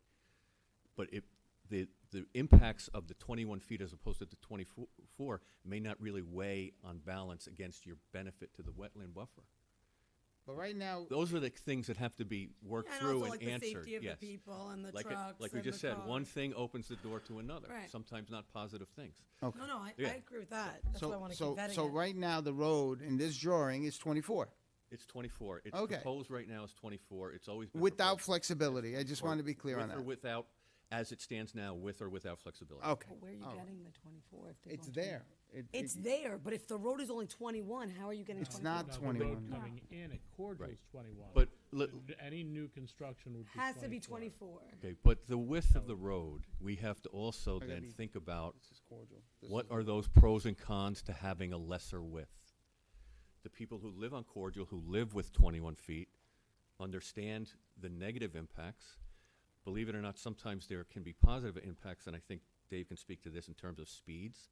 The narrower your road, Yeah, the so they go, slower they you go. go. Okay, so there are benefits. There's always a balancing act. That's all I am laying out for you. All right. Yes. Yes, Dan.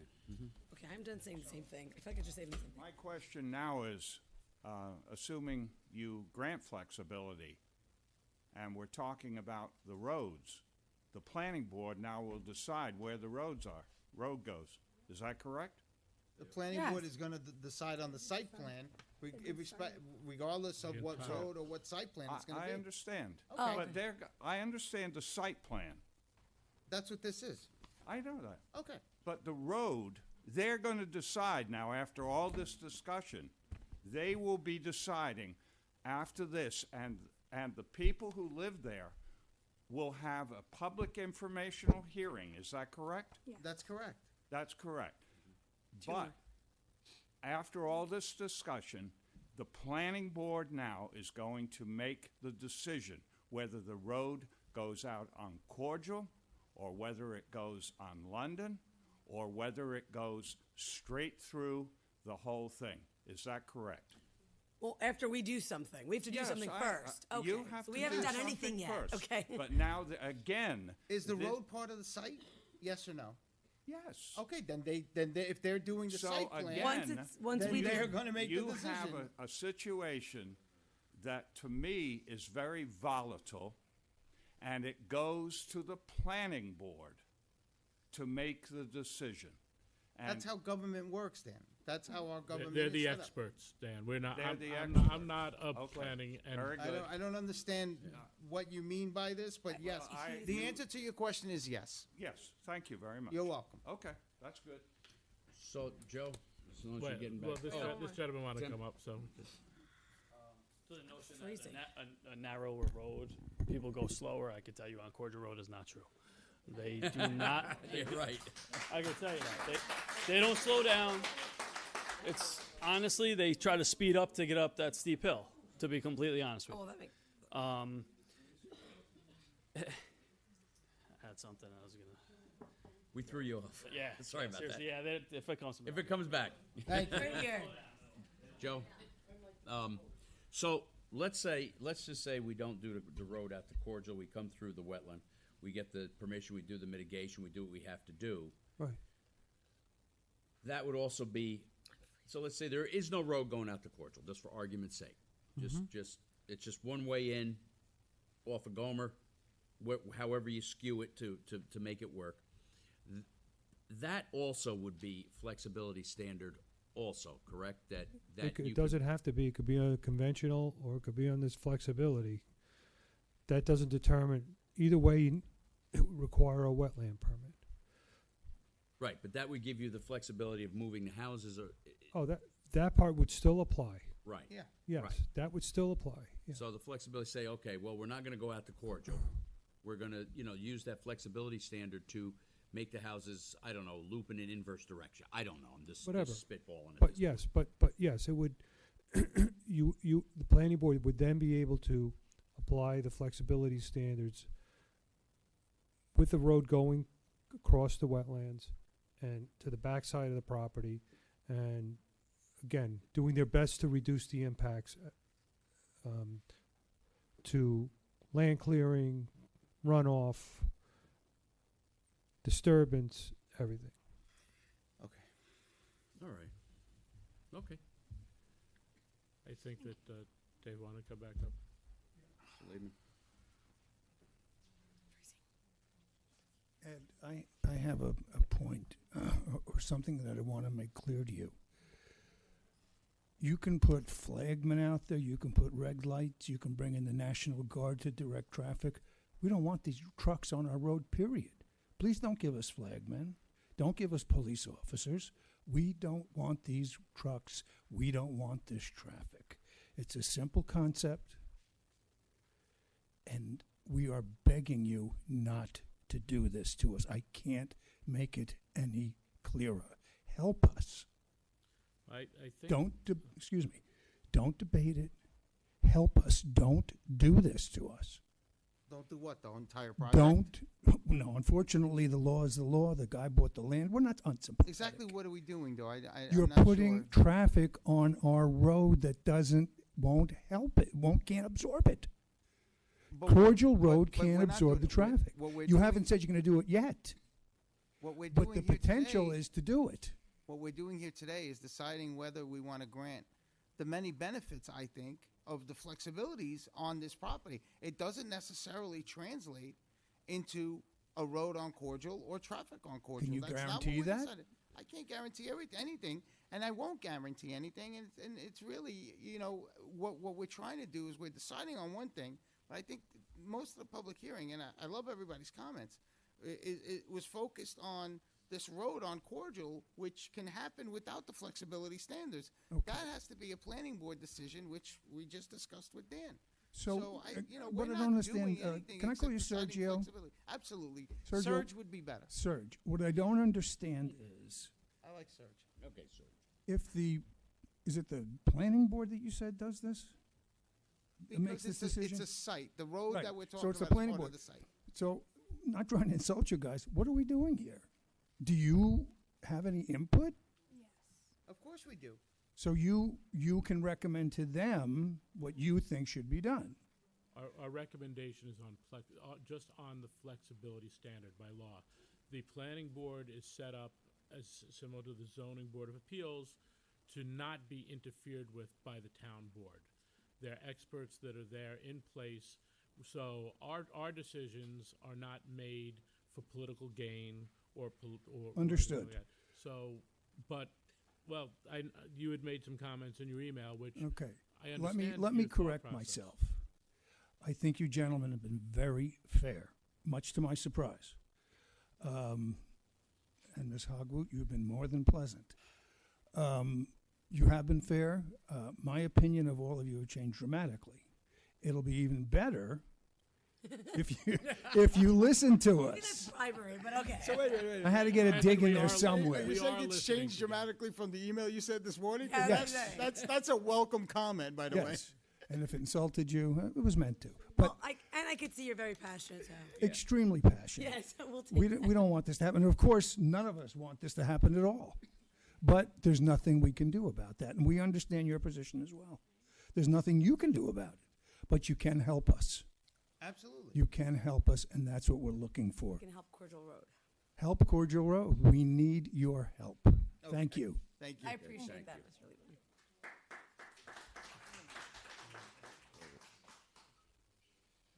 Any more? Any more? So cold. Anybody?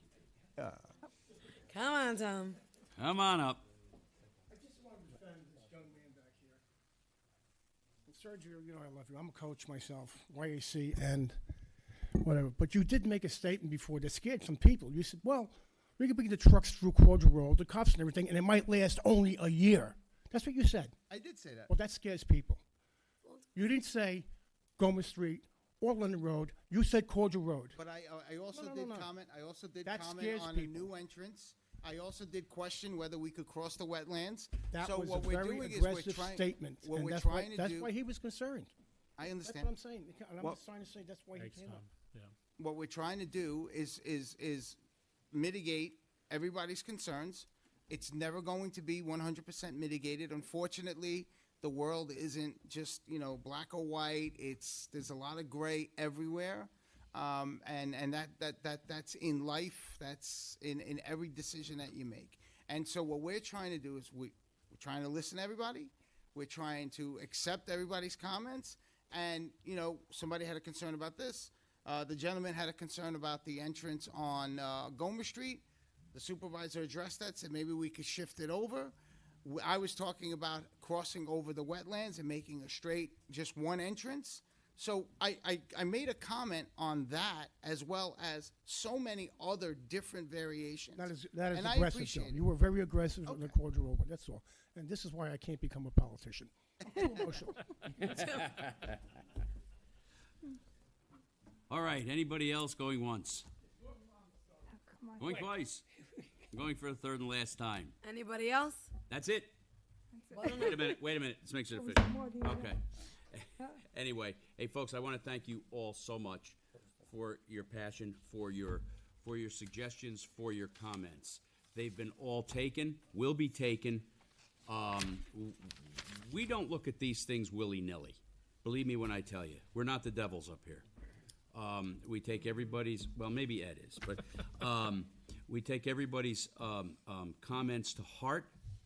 I wouldn't want to have something I didn't want in my side yard or backyard.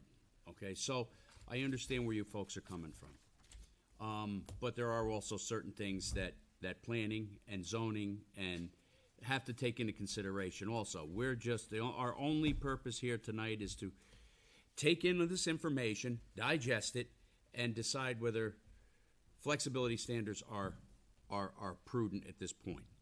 So at this point in time, I'd like to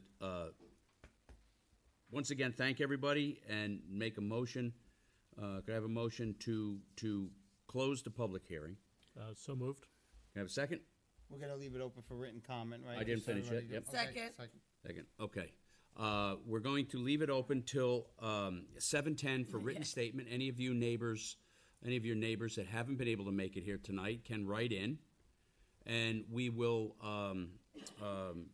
come back to this once we have digested everything that you folks have told us and got all the written statements back in and digested that, and this way we can come forward and with a decision. Tommy, can I make one suggestion? You may. Can we keep it to 7/7 so we at least have a few days to read over anything? Oh, yeah, sure. That's come in. Yeah, that'd be it. Because our next meeting is the 11th. It's the 11th. I kept it to the 10th, but okay. But let's see if we keep it to 7/7. It gives us a couple days to make sure we got everything read and we understand what everybody wants and that everybody gets a chance to get their statements in. Because maybe some folks are homebound and so forth and can't make this and are watching it on the TV. So we want to be accepting to that also. Dave, you could have your information for the 7-11 meeting no later? Thank you. Yep. Okay. Okay, Mary, anything? Nope, we're good. We voted. Loach, nothing? Serge? I said the same thing 7 times. Okay. I don't want you to say it again. I know. I don't think they want to hear us say it again. First, we have a second. We have a second? Okay. All in favor? All in favor? Aye. Opposed? Motion carries. Thank you. Thank you. Thank you folks very Joe. much. Joe, thank you. Thanks. Thank Good you night. folks Thank so you. much. Okay, finish the meeting. Personnel. Thank you. 7 o'clock tomorrow. All right. In the gym. We are going to go on to personnel. And I think, Adam, I emailed you the one for the new resolution for deputy. oh, I'm not sure I can open it. Let me Ladies and gentlemen, I gotta Give go it to me, hang some I'll read banners tomorrow morning. Oh, I'm out. Just don't hang yourself, Dave. I don't know if I God can open forbid. it. I'm not sure. Ciao, Tapi. I didn't open emails on this and, yeah, I could do that now. Okay, we're going to do this for a, this is for the, I'm freezing. Look. oh, yeah. Resolve the supervisor is authorized to enter into agreement with Fifth Asset Inc. DBA Debt Book for lease management and analysis services in the amount not to exceed $7,200. This has to, excuse us, folks. This has to do with leasing of cell phone towers that have, pardon me, changed hands, etc. We have to get the proper information so our audit will be complete. That's it. Whoops, sorry, Adam. So moved. Yep. Can I have a second? Second. All in favor? Aye. Opposed? Nobody. Okay. All right. In personnel, Dan, we got. We'll do that one last. Gina. Personnel, appoint Gina Brescia, chauffeur in the Nutritional Senior Services Department. Congratulations, Gina. She did the yeoman's task of completing her CDL license, which is not an easy thing to do, especially to drive a bus with passenger. Yeah. Congratulations. And we're going to authorize the comptroller to process the following budget transfer for highway department. It's going to come from highway fund balance of $62,500, and it's going to go to workman's comp indemnity payments of $62,500. Approve updated Schedule B restrictive restrictive covenants language to be attached to deeds. in the resale of affordable housing units. And we are also going to, hold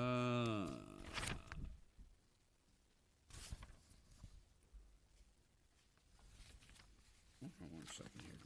What'd you give me, Dan? Copies for everyone? I guess.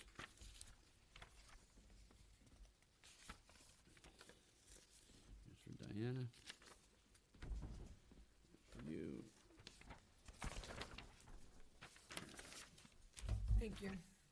Pass them down. That's Hand them all out. Oh, these are the bits. Okay, the long-awaited for, much sought after. Be it resolved that the Courthouse Plaza bid based upon Capital Project 23-10 is awarded to the low bidder, Contech Construction Technology, Inc., for the bid price of $582,630. I have a motion So on that. moved. Now, do we get to decide on these alternative stuff? Yeah, we can go through that. We can go So through we're that. gonna vote to award it to Contech, and then we're gonna add the rest of the stuff? Dan, yeah, come on up to this, Dan. Because we have some, I didn't realize we're not in session for like 3 weeks, so I didn't want to wait to award the bid. We can talk about the alternatives and award that at a later time. Yeah. We got samples of the brick, so maybe in 3 weeks when we meet again, we could talk about the bricks and decide which of the alternatives to go with, but at least this way we put the project in motion. yeah, the bricks and the ballards basically are the Money. the other things that are pending on this. But we want to award the bid at that point and get, let's get them moving up there. It's Yeah, been he can 10 start, years. he can start getting materials and, it's a good, I don't want to waste any more time getting the. Because that's the mobilized. alternatives anyhow. The base bid is 582,630, and then we can go from there. Then we can go And through the if any one Chinese of us menu. want to come down and see what you have sample-wise, you have it. I'd rather wait until we figure out what the alternatives are. I've never heard that we're gonna award the bid and then figure it out later. And we Like don't a have change to award order. the alternatives, but at least this way, the contractor can mobilize. Mobilize what? If he doesn't know if he's getting new pavers or not, what There's materials drainage, is he gonna buy? there's all other stuff, this stuff has to be ordered, it takes time, I don't wanna be doing this into the winter.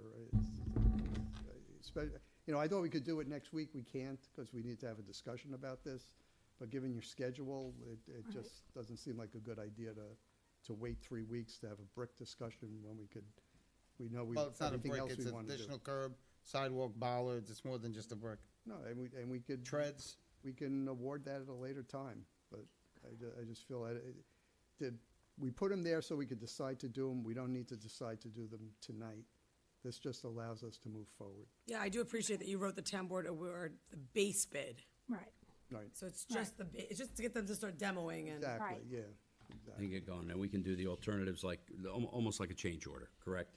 Well, It's not a change order, in but that it's. we've got an so established this is price for it. Right. So if we decide to do any of those things, we can pull the trigger when we actually, because it would have been good if we could sat down in a work session and gone through all this stuff and. There's no meeting. Yeah. It's been a little drawn out at this point. We could pull it separate, Sergio, if you want to vote differently on that. We could what? We could pull this one out, vote on it separately. So we could vote on the other things that we've just pushed through, and then we could vote on this separately. Yeah, because the bids are not so far off. It's just that the paver pricing of where they found their pavers are excessively off. Like one traveled out of the country and the other one found it next door. I'm just saying. Well, we're only Numbers. doing the base bid tonight. Right. Like, where'd you go? Right, so we're only doing the base. All right, so let's think about this for a minute. Let's vote on the, on everything else. Can I have a motion? So moved. Can I have a second? Second. All in favor? Aye. Aye. Opposed? Motion carries. Okay, do we want to, where'd Dan go? He's right there. He disappeared. I thought he was standing there. We can have a quick discussion on this, if you like. Like I say, we can award the base bid, Which is what he put the resolution for. That's what he put the resolution in for at this point. Or Look, we- this is a safety issue. We Yeah. need to get this going. And if it's going through the winter, it's going to be a problem. So I'll make a motion to approve the base bid. And then you'll get the samples of the new pavers that they're gonna have. Yeah, Because no, these are the that's existing. here, That's, but we- no, that's new. Where? That's the new paver. That's a This new one's paver. a new one? One's That's exactly matches, because you one- gotta remember, one these says pavers EX, go into the court. One says where it's coming from. So this one's from Peekskill. Nope, that one's used. Oh, no, I'm sorry, that one's This used. one says it's an X. So this one got divorced? Yes, Yeah. that's the next one. That's the next. This one. Those are the one's the old one, one's the new one. This is the new one. Right. I don't know. I don't know. I used to do mason work, see? Okay, they look very close. But is this the same thing that, okay. It Contact is- drop it off? Yeah, they dropped it off from their supplier. What are we doing? Got a second or? Look how yellow this got. Yeah, could you get a second to Second. award base? Second. All in favor? Aye. Aye. Opposed? Okay, motion carries. All right, we'll be back to see you to have a discussion. And we'll have a about the other discussion stuff, on, but on the other stuff, and we'll do Okay, another have some other resolution Let's on get them that. working on the drainage let's- and all that then. Just get the wheels started. Yeah, before we Thank have you. a lawsuit on that. All right. And the also long-awaited for, much sought after. Can I have a motion to adjourn? Motion. Second? Second. All in favor? Aye. Aye. Any opposed? Buonanotte, Yorktown. Nobody's Good night. opposed. Okay, thank you, folks. Everybody, July 11th. Huh? Happy 4th of July, Yorktown.